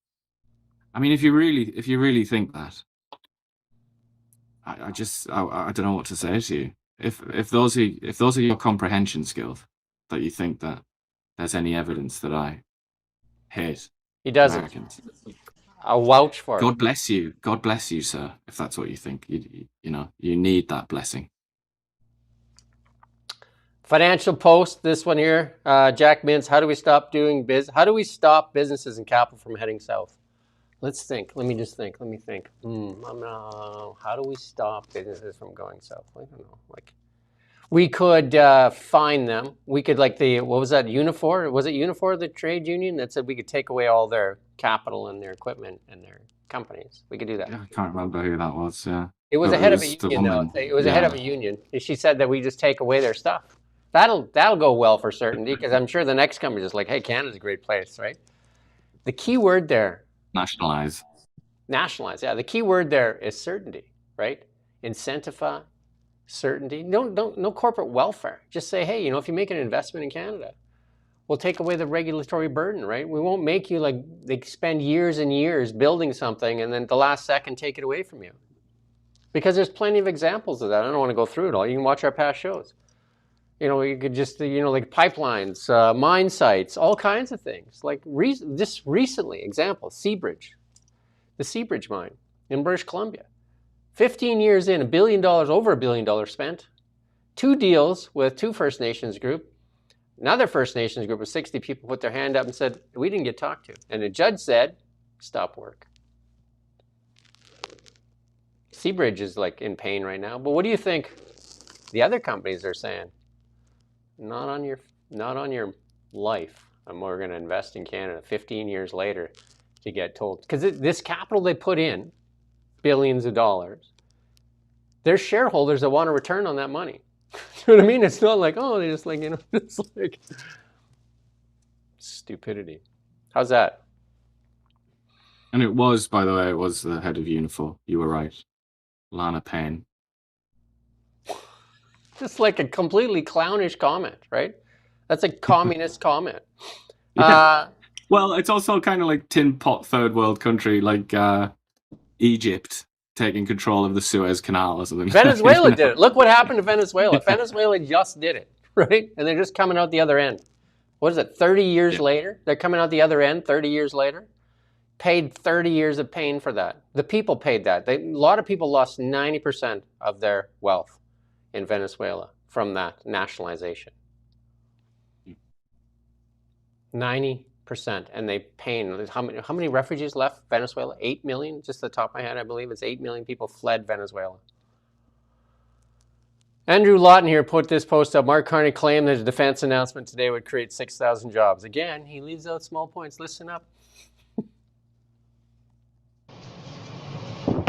Hi, Prime Minister. Jonathan Juho from the London Free Press. I guess I just wanted to start by clarifying something. You mentioned 6,000 jobs for the next 80 years across Canada for the investment that you guys are making in this project. I'm curious, are these additional new 6,000 jobs, or, for example, are the employees hired by GDS counted in that number? No, they're in that, but what we're getting is you get the certainty of those, the folks here get the certainty. That's good enough. That's good enough, because he's just going to blah, blah, blah, blah, blah, blah, blah, blah. You know what I mean? Anytime you get get a word salad, and they make statements and claims that are full of misinformation, disinformation. And Melanie Jolie wants to go after people like us because if we say anything against their narrative, it's misinformation and disinformation. They want the ability to spread misinformation and disinformation. They want that ability to be unchallenged. The bridge thing, prime example, right? Because the story keeps changing. The budget, story keeps changing. How many of their things the story keeps changing? Carbon capture is not a industrial, it's not a new industry in Canada. It's a taxation scheme. When will they get around to it? When will they see what it is? When will they literally see what it is and just like all of a sudden have an epiphany? We covered this a little bit yesterday. You can put that chart up that's under this there. Housing starts falling, according to the CMHC. And that we had that chart up yesterday. But housing starts on track to fall below 2025 levels. We're going to build like never before. Isn't that what they said? They're going to double housing. They're going to double housing. It's actually fallen. 14 months later, it's falling. The 6-month trend in housing starts is way down in June compared to May, with a decrease of 2.8%. And that's from CMHC itself. Housing starts for the year are now expected to total 238,971 nationwide compared to 241,171 last year. A far cry from the 500,000 targeted by the Department of Housing. Minimum 500,000. This is one of their biggest campaign promises that they made. And it's actually lower than what they promised from the year before. And yet they're creating a new Crown Corporation. New Crown Corporation. A new salary, a new big fat salary. And we talked about it, was it yesterday or the day before we talked about it? They're leasing big office space in Toronto for this new place. And then what are they, like how many canapes will be able to fit in that office? We don't know. What was in the office? $900,000 a year, something like that, just out of memory. 900 grand for the office space. I think that was my memory, yeah. Because 110 employees. 110 employees to take it backwards, okay? 110 employees to reduce housing in Canada. If we had less employees, would it go further up? Would it go higher? I'm not sure. Absolute clown show. And then this one's interesting here. This one is absolutely interesting. We're getting hammered. Why this Canadian aluminum sector crumbling while prices boom? Prices of aluminum, copper, everything is like booming in the world. And yet Canada's aluminum sector, and they try to blame it all on Trump, right? But I mean, if aluminum prices are skyrocketing, sell the aluminum, like you said, to the Europeans. No? You know what the problem with aluminum is? The real problem? You know who the biggest producer of aluminum is? China. China. China, India, Russia. Canada's fourth behind them. And China is flooding the market with cheap aluminum. Because that's what they do. They crush your sector. They crush your sector till it breaks. Think EVs here. They crush your sector till it breaks, and then they'll start charging a price for it. Bob's your uncle.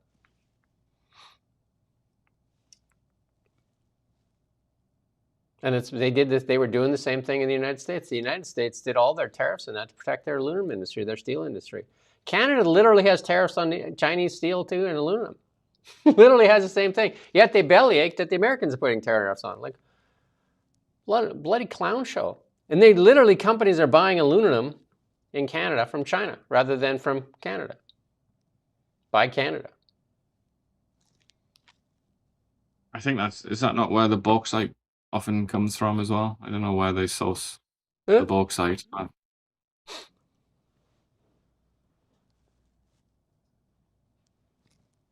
Go read this article. You need to read this article and then listen to Melanie Jolie and then say, Jolie, you need to get out of the sauce and just like focus on your job. Like, she's incompetent. She can't do her job. She has no idea what's going on. None. And hey, Dongfeng, the website's up. We got a picture for you. Dongfeng, website's up. Get your Chinese Communist Party machine today. Hey. Hey, get your Chinese Communist Party. Comes with your own hammer and sickle. You get the armband and everything, right? Why wouldn't you? Hey? Right now, they're looking for national distributor lineups for partners in Canada. You too can be part of the Chinese Communist Party. You can open up a dealership here in Canada. You can get, I think the names, and look at the names of these cars. I think that somebody didn't, like, come on, just spend a little bit of time. The Box 01, the Vigo, the 007, the 007, the Voya Dream, the Voya Free, and the M Hero. It's like when you buy some dodgy knockoff product off Amazon or whatever, and they just have names like this, don't they? They don't seem to put a lot of time into their names. Okay, if you got your tinfoil hat ready, has everybody got their hat ready? Here you go. I guess you can take it off, though. Cabinet has quietly begun testing digital ID apps on an experimental basis. That's from the Department of Employment briefing note. It repeated assurances that no mandatory national ID system was contemplated, a measure long opposed by Canadians distrustful of public institutions. I wonder why. Digital credentials are secure electronic versions of physical documents like work permits stored in a digital wallet. And that's from the January 14th note. They make accessing government services faster, safer, and more convenient. The government is creating a system so departments can issue digital versions of documents they already provide.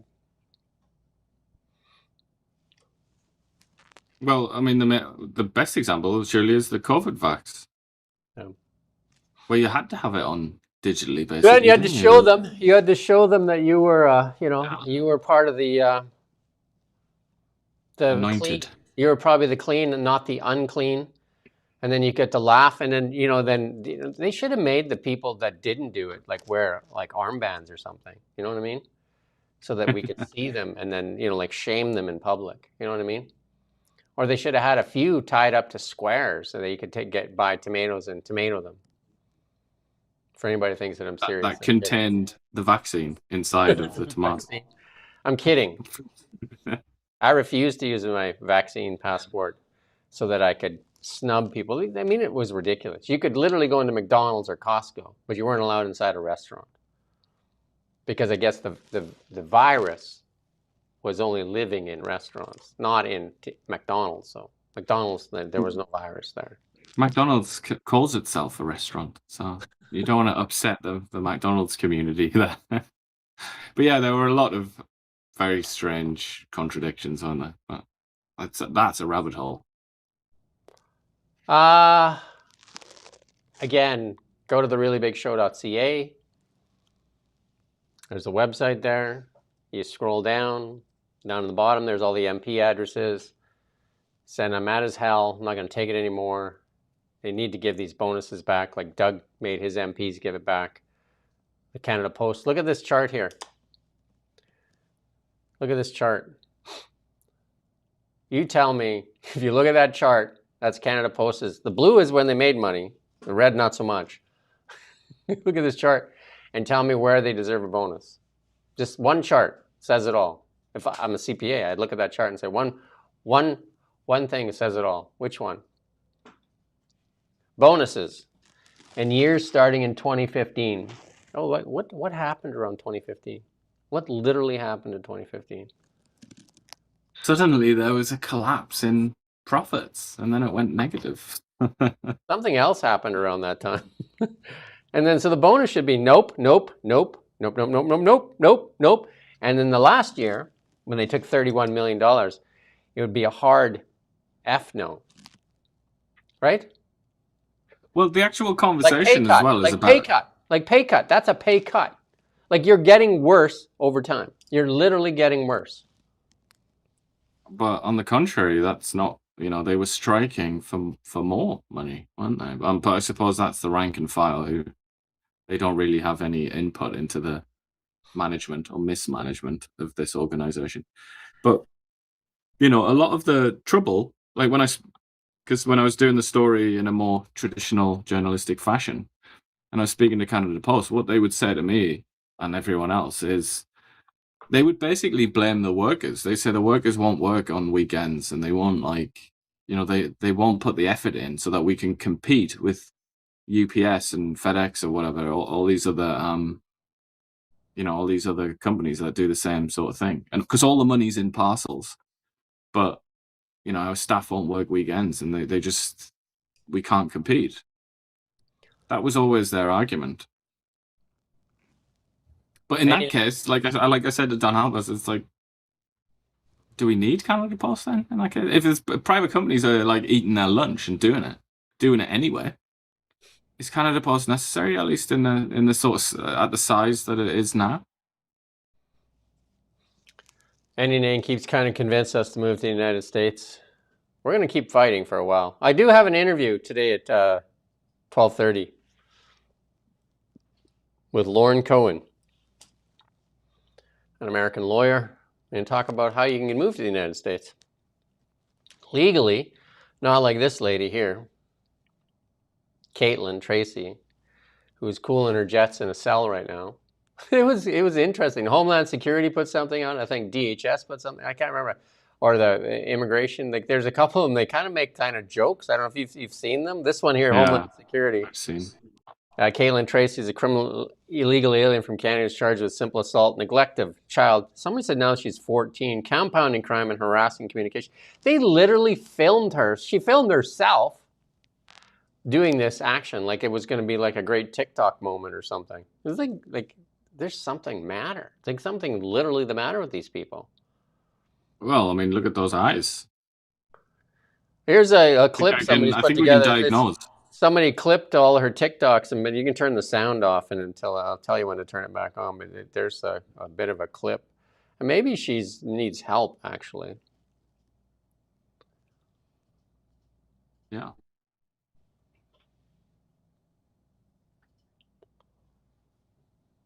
Turn off that sound. Yeah, there you go, because you don't want to hear that screeching. I don't want that feedback.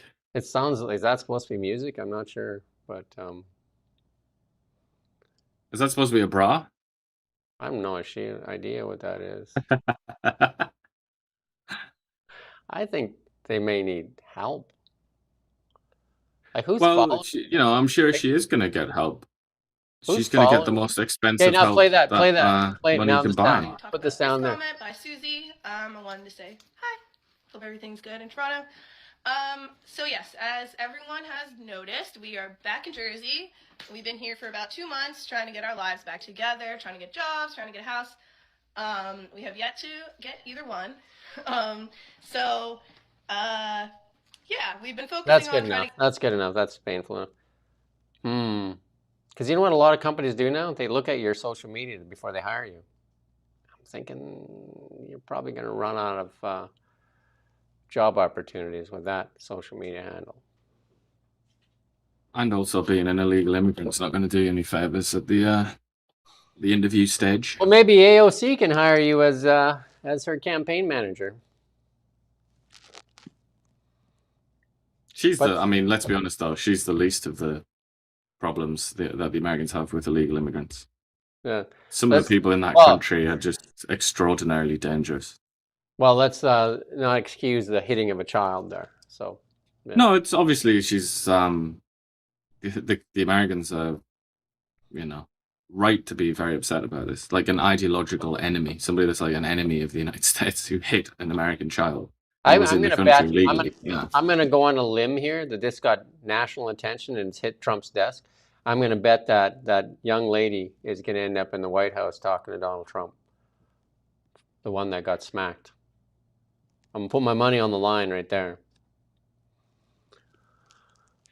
But yeah, what I was saying earlier is she's probably going to get help in some way or another, and it's going to be paid for by us.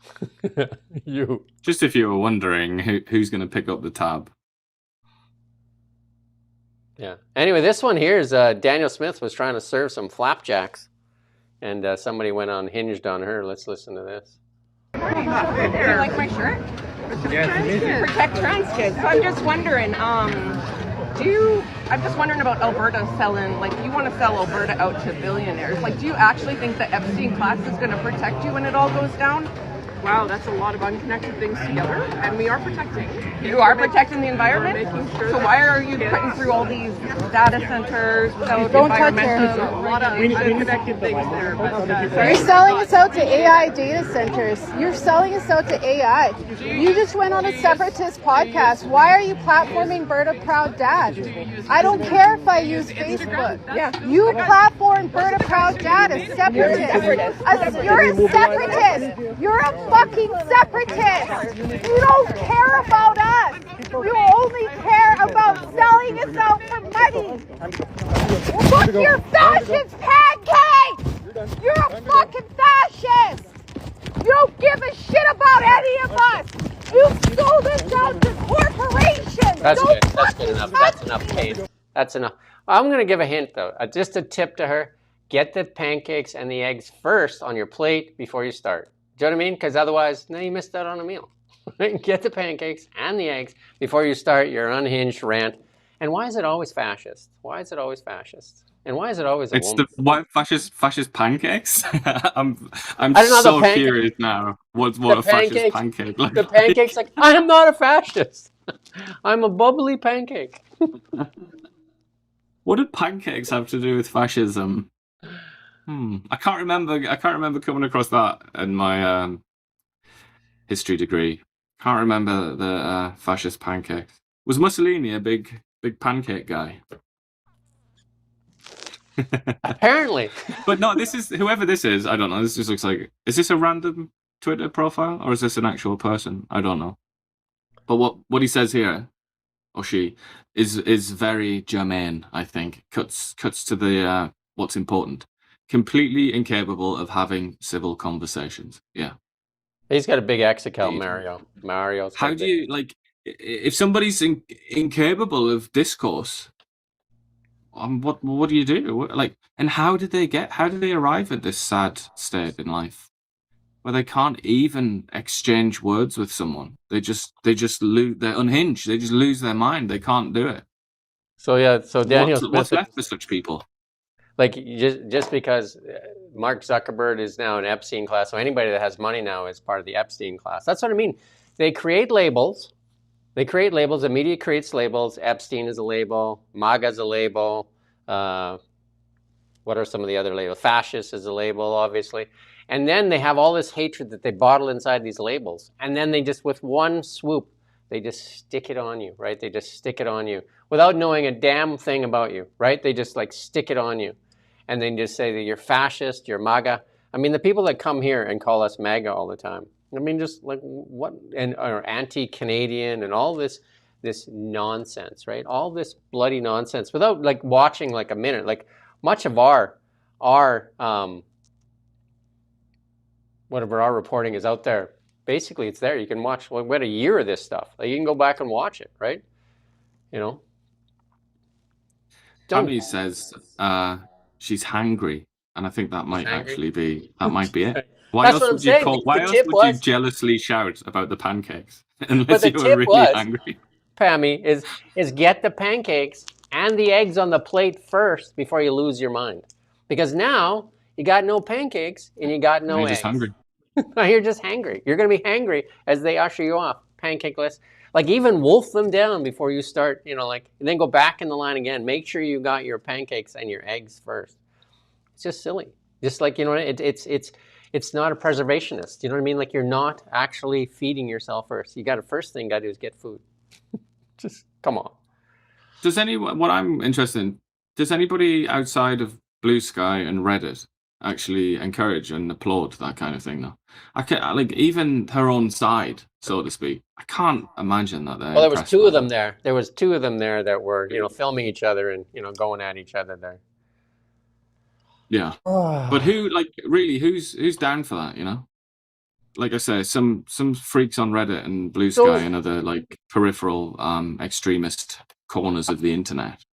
Who else, though? Like, is it just for that tiny little group? really important question to ask you. Like if you and I were in that lineup, if we got the fascist pancakes and we could put the maple maggot syrup on them, what are the pancakes at the end of the day? Something evil. Misinformation pancakes. White supremacy pancakes. I was thinking, you know, like we could probably sell it on the website. Maple syrup with the label Maple MAGA, and get some of that Jack Daniels from Doug that he doesn't want to sell, and mix it with the Maple MAGA, and then you have like a Maple MAGA pancake syrup that's got a kick.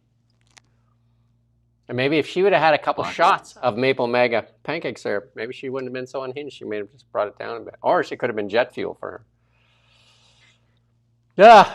Newly declassified records show RCMP spied on the 1970s anti-apartheid groups in Canada, including Toronto chapter Nelson Mandela's African National Congress.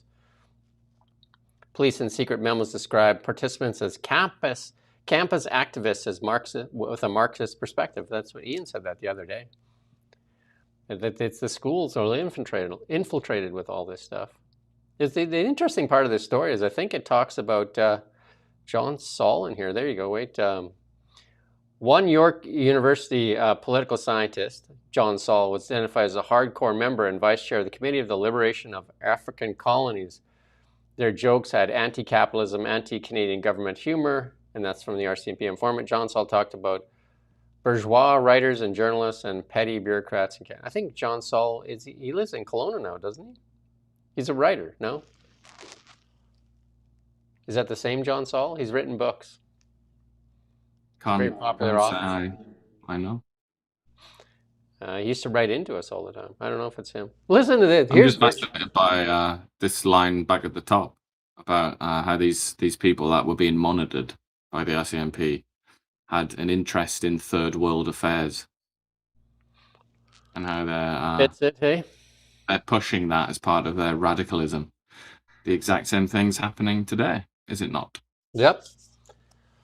We're going to have to step on the gas a little bit here, but NDP are sorry for photograph. This guy is the virtue signaling from like crazy town, you know, Nishi, right? A New Democrat photograph while smiling pleasantly with the Israeli ambassador yesterday said he felt compelled to apologize to supporters over the immense hurt he caused. Federal Party NDP Avi Lewis didn't comment, but earlier said New Democrats must be aware of incredibly active Jewish lobby. So they're out there running around trying to get photos with people? Is that the deal? Is that the goal? Nishi says, I am so sorry. I am so sorry.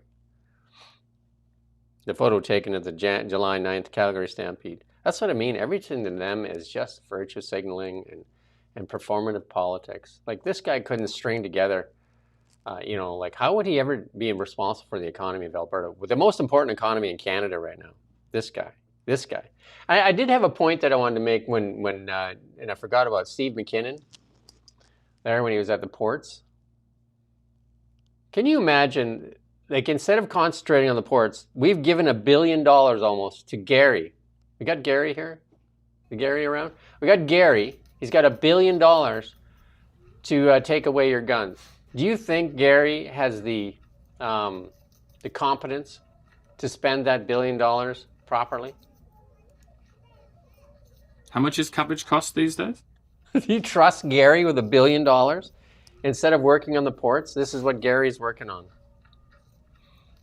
Clownish. Global News. I mean, this story, though, is absolutely despicable. I just have to say. The fact that they feel the need to get down on their knees and apologize for speaking, or for being photographed with the ambassador of one of our allies. It's crazy, isn't it? It's crazy. Really? Just shows how far the poison has spread. That's what I mean. Canada's just full of virtue-signaling performative politics. Like, why don't we get somebody that's actually there? Well, go back to Global News. Global News. This is for messages for Mackenzie Gray again. Mackenzie, when they shut you down, give us a ring. Give us a ring. The Globe and Mail there on Friday 17th, we talked about this yesterday, cutting Alberta, basically cutting. But they, you know, in their word salad news release, they say, oh, well, we're cutting, but we're going to put more reporters on the ground. But they didn't say like how or what or whatever, right? And they reported a net loss of $36 million for the third quarter with revenue down. I mean, start doing a decent job. Like that interview, what was her name again? Is it Arlene or what's her name? The one that did that interview, the lady? She did it with Carney. They didn't even give Vassy the interview. I think it's Arlene. I can't remember her name. Brutal. And then we didn't cover much of this, but it was a big deal in the United States. But Karen Levitt is back on the podium there. And I guess Trump made that big speech last night, and he was on an election integrity and the networks. We're not going to play this. Caroline's just back at it, right? But basically, the networks, CNN, ABC, CBS, and NBC, said they weren't going to air it. I think they did chunks of it where, Trump. Well, let's play a little bit of Trump here talking about it here, though. Surrounding the travesty, the second set of documents we are releasing reveals that members of the deep state, very, very famous group of people, in many cases, in our intelligence agency work to actively suppress and downplay information about the extent of China's sinister election meddling, covering it up from both the president and the American people like nobody thought was possible. U.S. spy agencies began learning about the compromise of voter registration files in 2020 when they discovered that tens of millions... That's good. I mean, he goes on to talk about lots of Chinese interference. We have that in Canada. And Mark Carney was asked about it. They would ask Mark Carney, like, why does the Chinese Communist Party interfering with Canadian elections? And it seems to benefit you. Do you want to do his response? What did he say? I don't know. Let's move on. Yeah. I don't know. Let's move on. And the reporters are just like, okay, moving on. Moving on.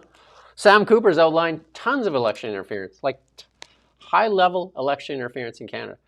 And we have Mark Carney had, what was he, the Chinese ambassador? What was his role? What was his title that just recently in the PMO's office there?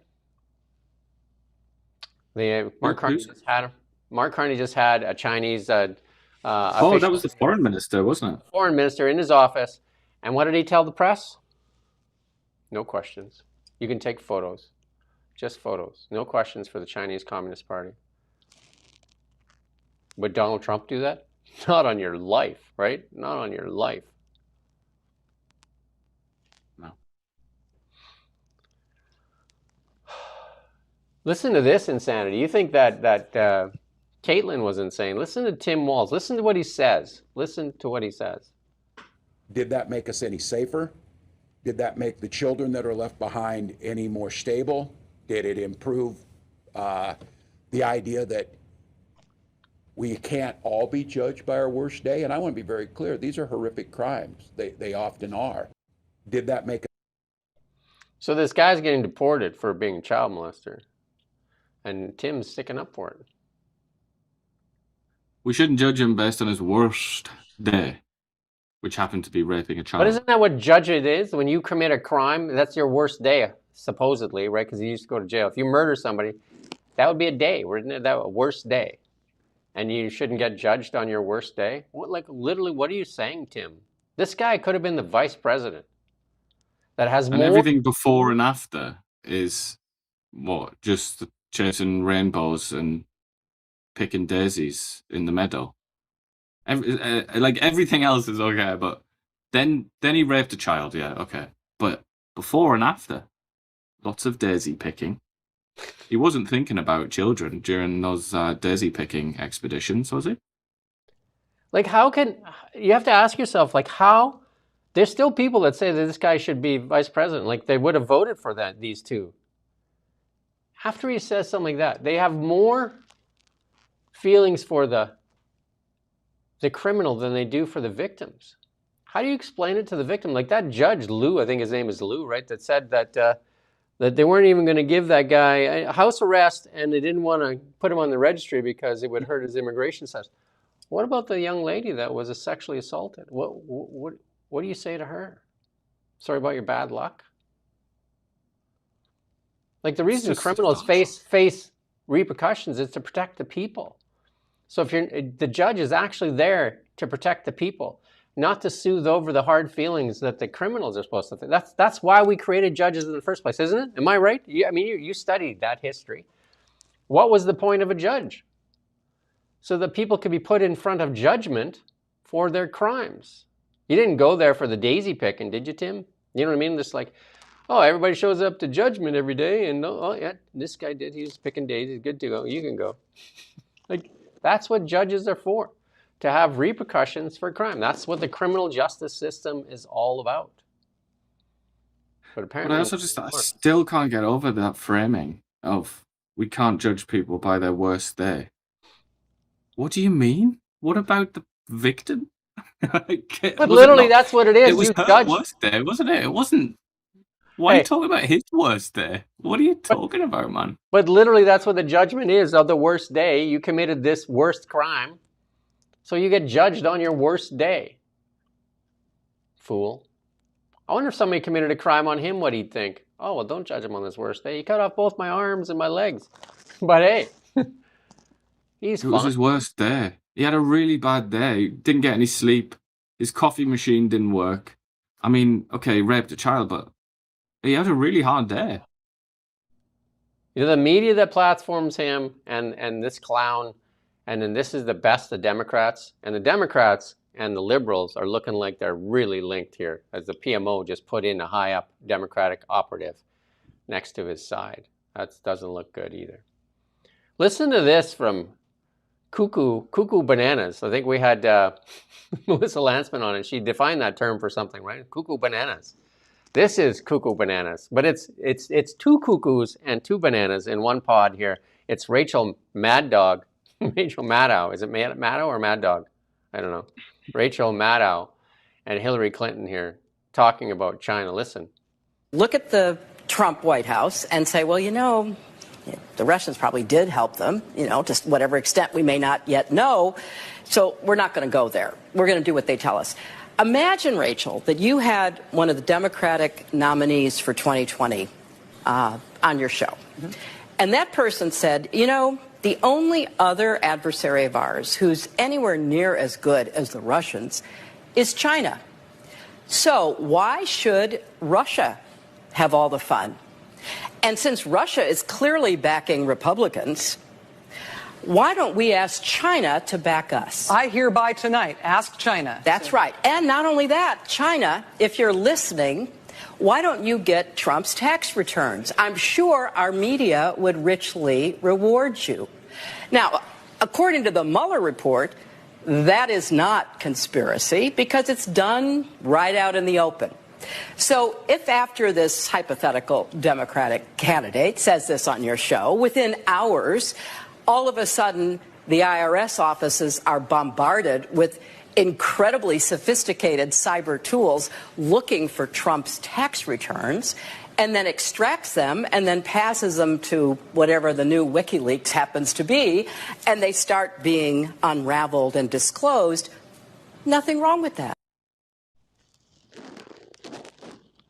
Why wasn't there an inquiry by the State Department on that? Because she's actually inviting China to hack the U.S. government website and a political candidate. And Rachel Maddow is going along with it. I hereby ask China to do it.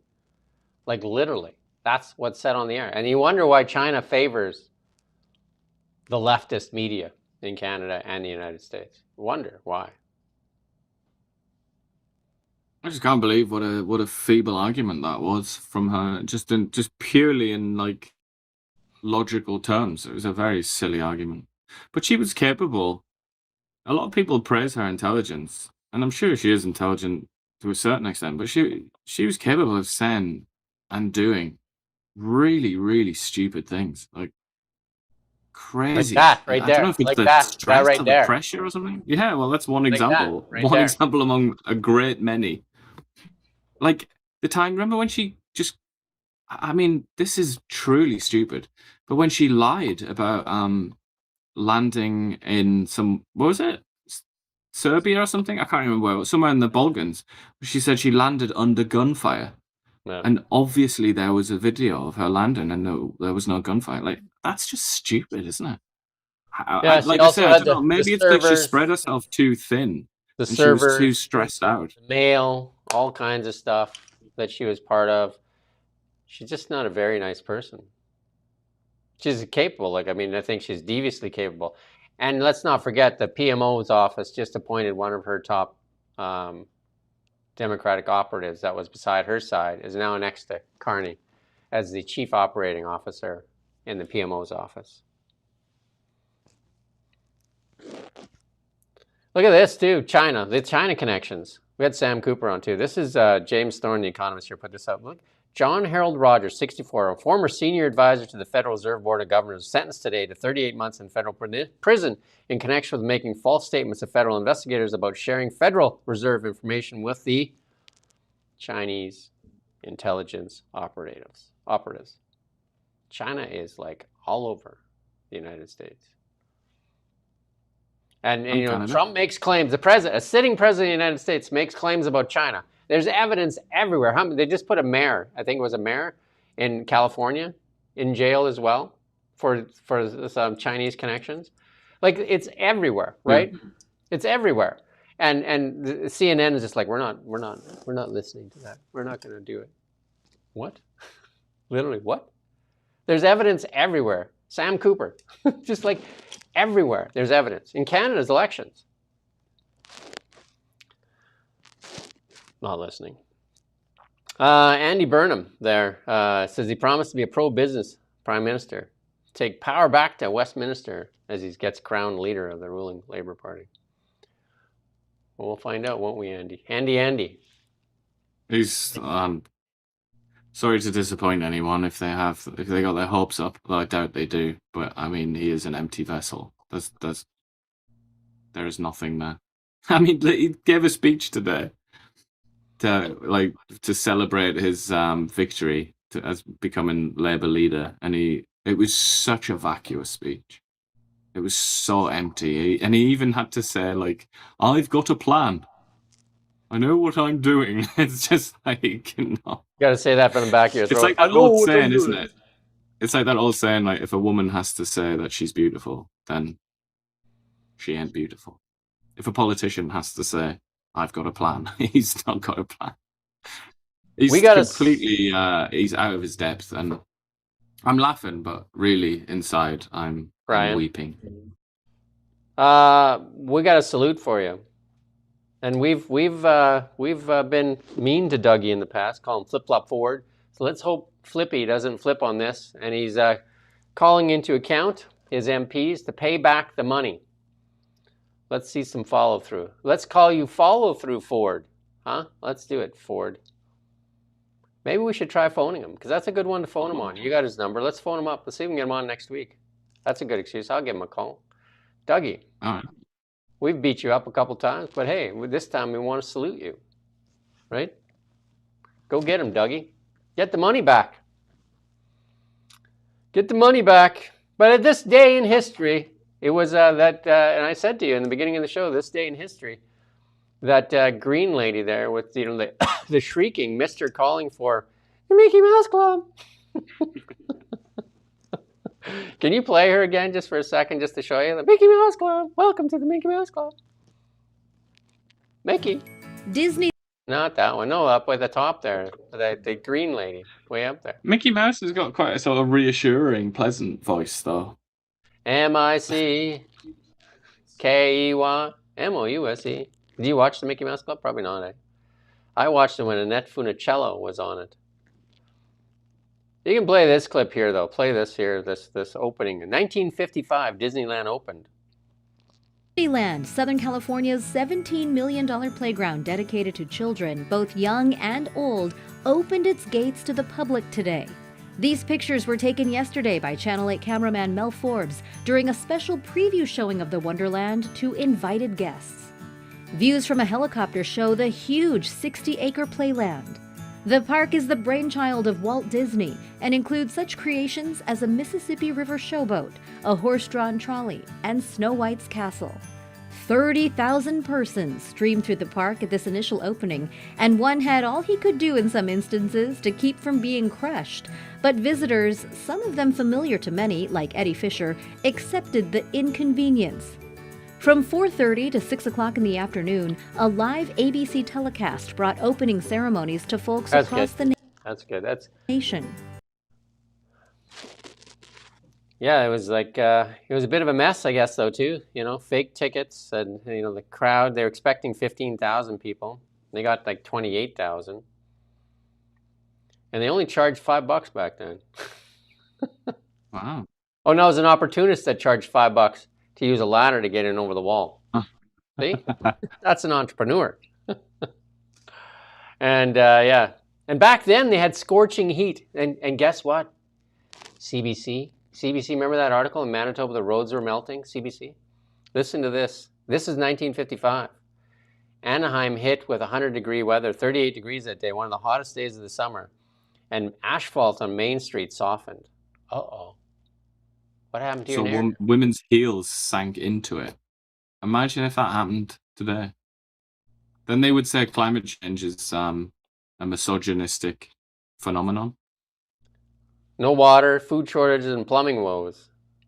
It's I just want to say though too, like back to that climate narrative there. You know, like the industrial age is literally like what, about 100 years old now? 100, you know what I mean? Like what cars started, what maybe 110 years now, 115 years maybe. Cars, 1918, I think, right? It depends what you mean by industrial age. If you mean the Industrial Revolution, then that's generally recognized to have begun in the early 1700s, or some say earlier. But well, I guess when you fired up the coal plants, yeah. maybe like. But I mean, if you look at the history of the world, it's a little bit longer than the last couple of 100 years. A little bit, just this much. Anyway, also on this day, 1918, execution of the Tsar Nicholas II and the Romanov family. And the Bolshevik revolutionaries executed the Russian, that's the last Tsar, and his wife and his 5 kids. That was kind of cruel, right? I guess they didn't want to make sure that the lineage carried through, right? Ending 300 years of Romanov rule. Disgusting. One of the more gruesome, they say execution, I mean, one of the more gruesome episodes of history, that. 1945, where they carved it up. U.S. President Harry Truman, Joseph Stalin, and Winston Churchill met in Potsdam, Germany, to shape World War II. Ian and I talked about this in the past. They literally sat around with a crayon and just said, that's yours, that's mine, that's yours, that's mine. And there was winners and losers in there. Think about Germany. You know, everybody wants to think communism or socialism is good. There's a prime example of a nation split in half with a crayon that day. How'd they do on that side? And how'd they do on the other side? Literally the joke in Germany after when they tear down that wall. Ronald Reagan said to Gorbachev, tear down that wall. And they tore down that wall. I think a lot of people can still remember that day.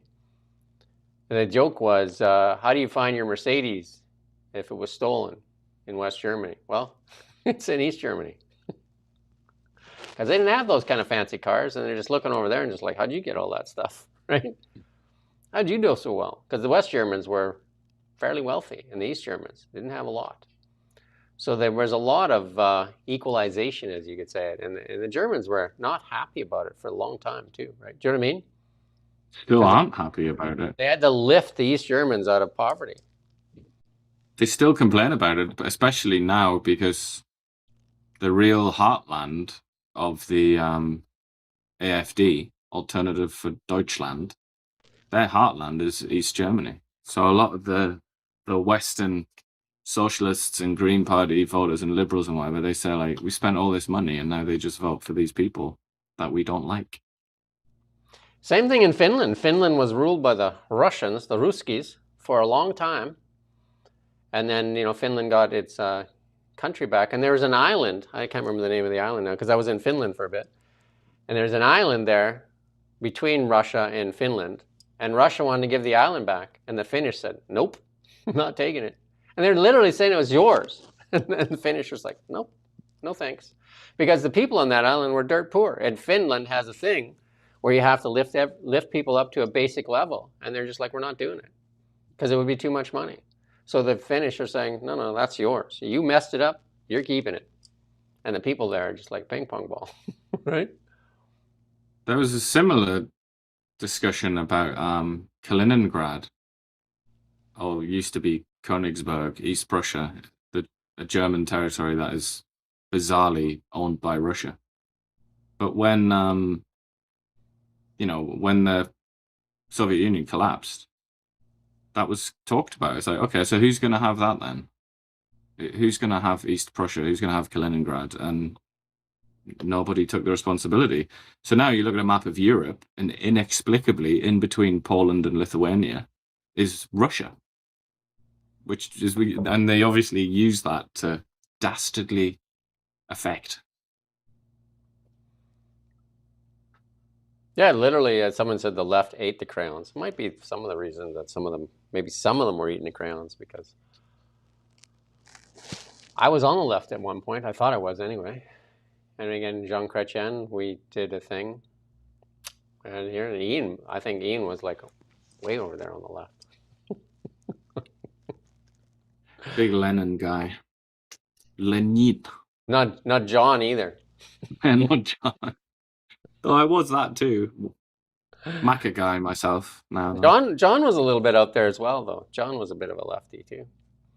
He was just like a sort of mindless hippie, in my opinion. But if you listen to Imagine, that's just like such a chaotic manifesto. I think one too many mushrooms and a little bit too much Yoko. Too much Yoko. And also, the last thing we got, 1975, the Apollo-Soyuz test project, the docking.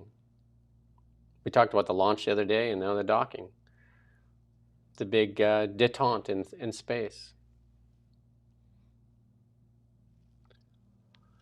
Let's get that Ukraine war over with. Come on, man. Maybe they both got to step down, so the two guys that aren't like hate each other, Pooty and that guy can go back to Netflix making movies or something.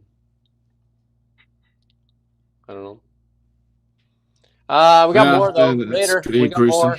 12:30. I got Lauren Cohen coming on. It's gonna be great. It's gonna be a banger. Information a lot of people want to know. And then also have somebody coming on for the fire thing. I'll have that. I'm not sure of that time yet. I don't know if I have that information yet. I don't know if it's been texted to me yet. But so 12:30 for that one.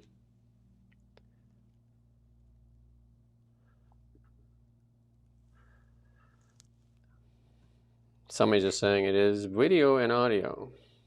Somebody's just saying, open the pod bay doors, Hal. We like it. Yeah, Hal. I like that movie. That was a great movie. It's so amazingly ahead of its time. Like the space. Do you know what is so ahead of its time? And I've watched it. I've found it. I think it's on Paramount Plus. Star Trek. And this is like a show that was basically a failure that was canceled. Star Trek, created in 1966, literally 1966, only ran 3 seasons, right? 3 seasons, 1966 Star Trek. Still stands the test of time. Like, if you watch it right now, still stands the test of time. There's some of the tech in there. And it became a screaming success when they replayed the stuff in the 70s, literally. And it became like a cult following. Like, I mean, you know, and I know tons of people that are Trekkies, right? It's absolutely like a franchise, like it is an industry, like a real industry. And it started as a failure. Like, while it ran, it was basically a failure. Nobody really saw it. I guess it was before its time, really, right? Well, that's why they did the movies, isn't it? Because they sort of cashed in on the renewed interest. And it's and Bill, he's still out there flogging for money. I think he was on a show the other day. Bill is William Shatner, still trying to get a few shekels together, and he's got to be in his late, I don't know, what is he, 90? He's still Compass Mendes, though. He's absolutely still there.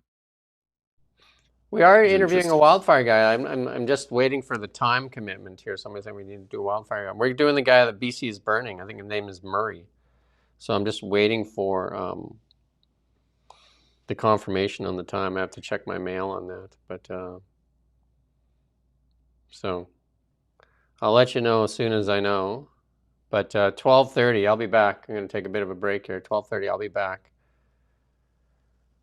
with nope. What do we got here?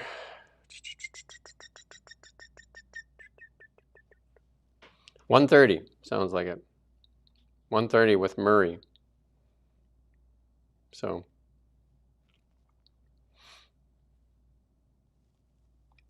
anything else you want to say before we go, Ian? Everyone's just talking about Star Trek, so I would just say watch Star Trek. If there's anyone here that hasn't watched it. But if you want to watch it, all 3 seasons are on Paramount Plus, and I think you can get a cheap kind of deal if you go on Prime. I think you can get a cheap deal and just keep it for the preliminary time and then dump it. 3 seasons, and literally I've watched it again, and I watched it lots of times in the past, but it's actually a really good show. It stands the test of time. You remember that created in 1967.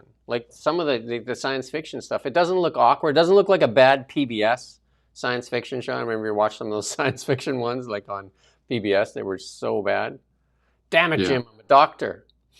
That's a great thing. Damn it, Jim, I'm a doctor. Hey? Well, I think as well they focus on the human relationships, don't they? They focus on Bones, Kirk, and Spock, and how they're different, and it's also fundamentally it's based on C.S. Forrester, isn't it? Based on his books written about the Royal Navy, about men on a ship going off into the onto the high seas, and if you look at it through that lens, you can see how they had the basic structure, they had the sort of foundation, and then they added aliens and lots of women in miniskirts. Some people ask me why I watch old shows like that, like Hogan's Heroes, somebody's putting up. I watch those shows because they don't try to teach me new morality. You know what I mean? I like watching those shows because I'm just watching them for entertainment. I'm not watching them because... But it is very moralizing, though, I would say. Especially TNG. That's very much liberalism, isn't it? But also the original series is kind of it's Kirk they're trying to figure out the right thing to do, aren't they? And it's very much in the context of post-war America. It's no coincidence that they end up going back in time, don't they? And with the Nazis and everything, it's they're trying to figure out the 20th century, and they're doing it in that format. But it's not vulgar, is it? They do it in a considered way. It's almost like a seminar being acted out. I guess maybe what I should say, it doesn't talk about my sex or my gender, or you know what I mean? It's just, it's kind of like current events that you're kind of expecting to be talked about, right? Yeah. I just think it's deeper. It takes philosophical problems more seriously, so therefore you can engage with it. Whereas the newer Star Treks, if anybody's had the misfortune of watching them, the newer TV shows, they are just so low grade, and it's very in your face, on the nose, trans people are, it's oh, what are you doing, man? Make it complex and subtle and interesting, and have a counter argument, and that's what they did in the old series, and that's what made them so good. Picard would say, make it so. Make it so. Yeah, make it so. Make it so, yeah. Always doing that as well, isn't he? Yeah, he always pulled down his shirt. Come on. Obviously, hiding his belly. Number 1. Yeah, anyway, that's it. That's it. Peace, cheers, and live long and prosper. You always got to go the other way. Live long and prosper. Make it so. And hey, the government needs more of your money. Canada Post needs more of your money. Go to thereallybigshow.ca. Please, go there. Find your MP. Say, I'm mad as hell. I'm not going to take it anymore. Tell them that we sent you. And if you want to make a contribution to the reallybigshow.ca, at the top of the page, there's a button. You can hit that as well. And James Leahy, yeah. Live long and prosper. And we'll see you back here on Monday for the show. Ian and I'll see you. I'll be back with Lauren Cohen. That'll be an interesting one. I'm interested as well. She's a lawyer that helps people move to the United States. And then also at 1:30, we're going to have somebody here for wildfire management. So they got a really popular YouTube video called BC is Burning. So thanks for watching The Really Big Show and Now Media.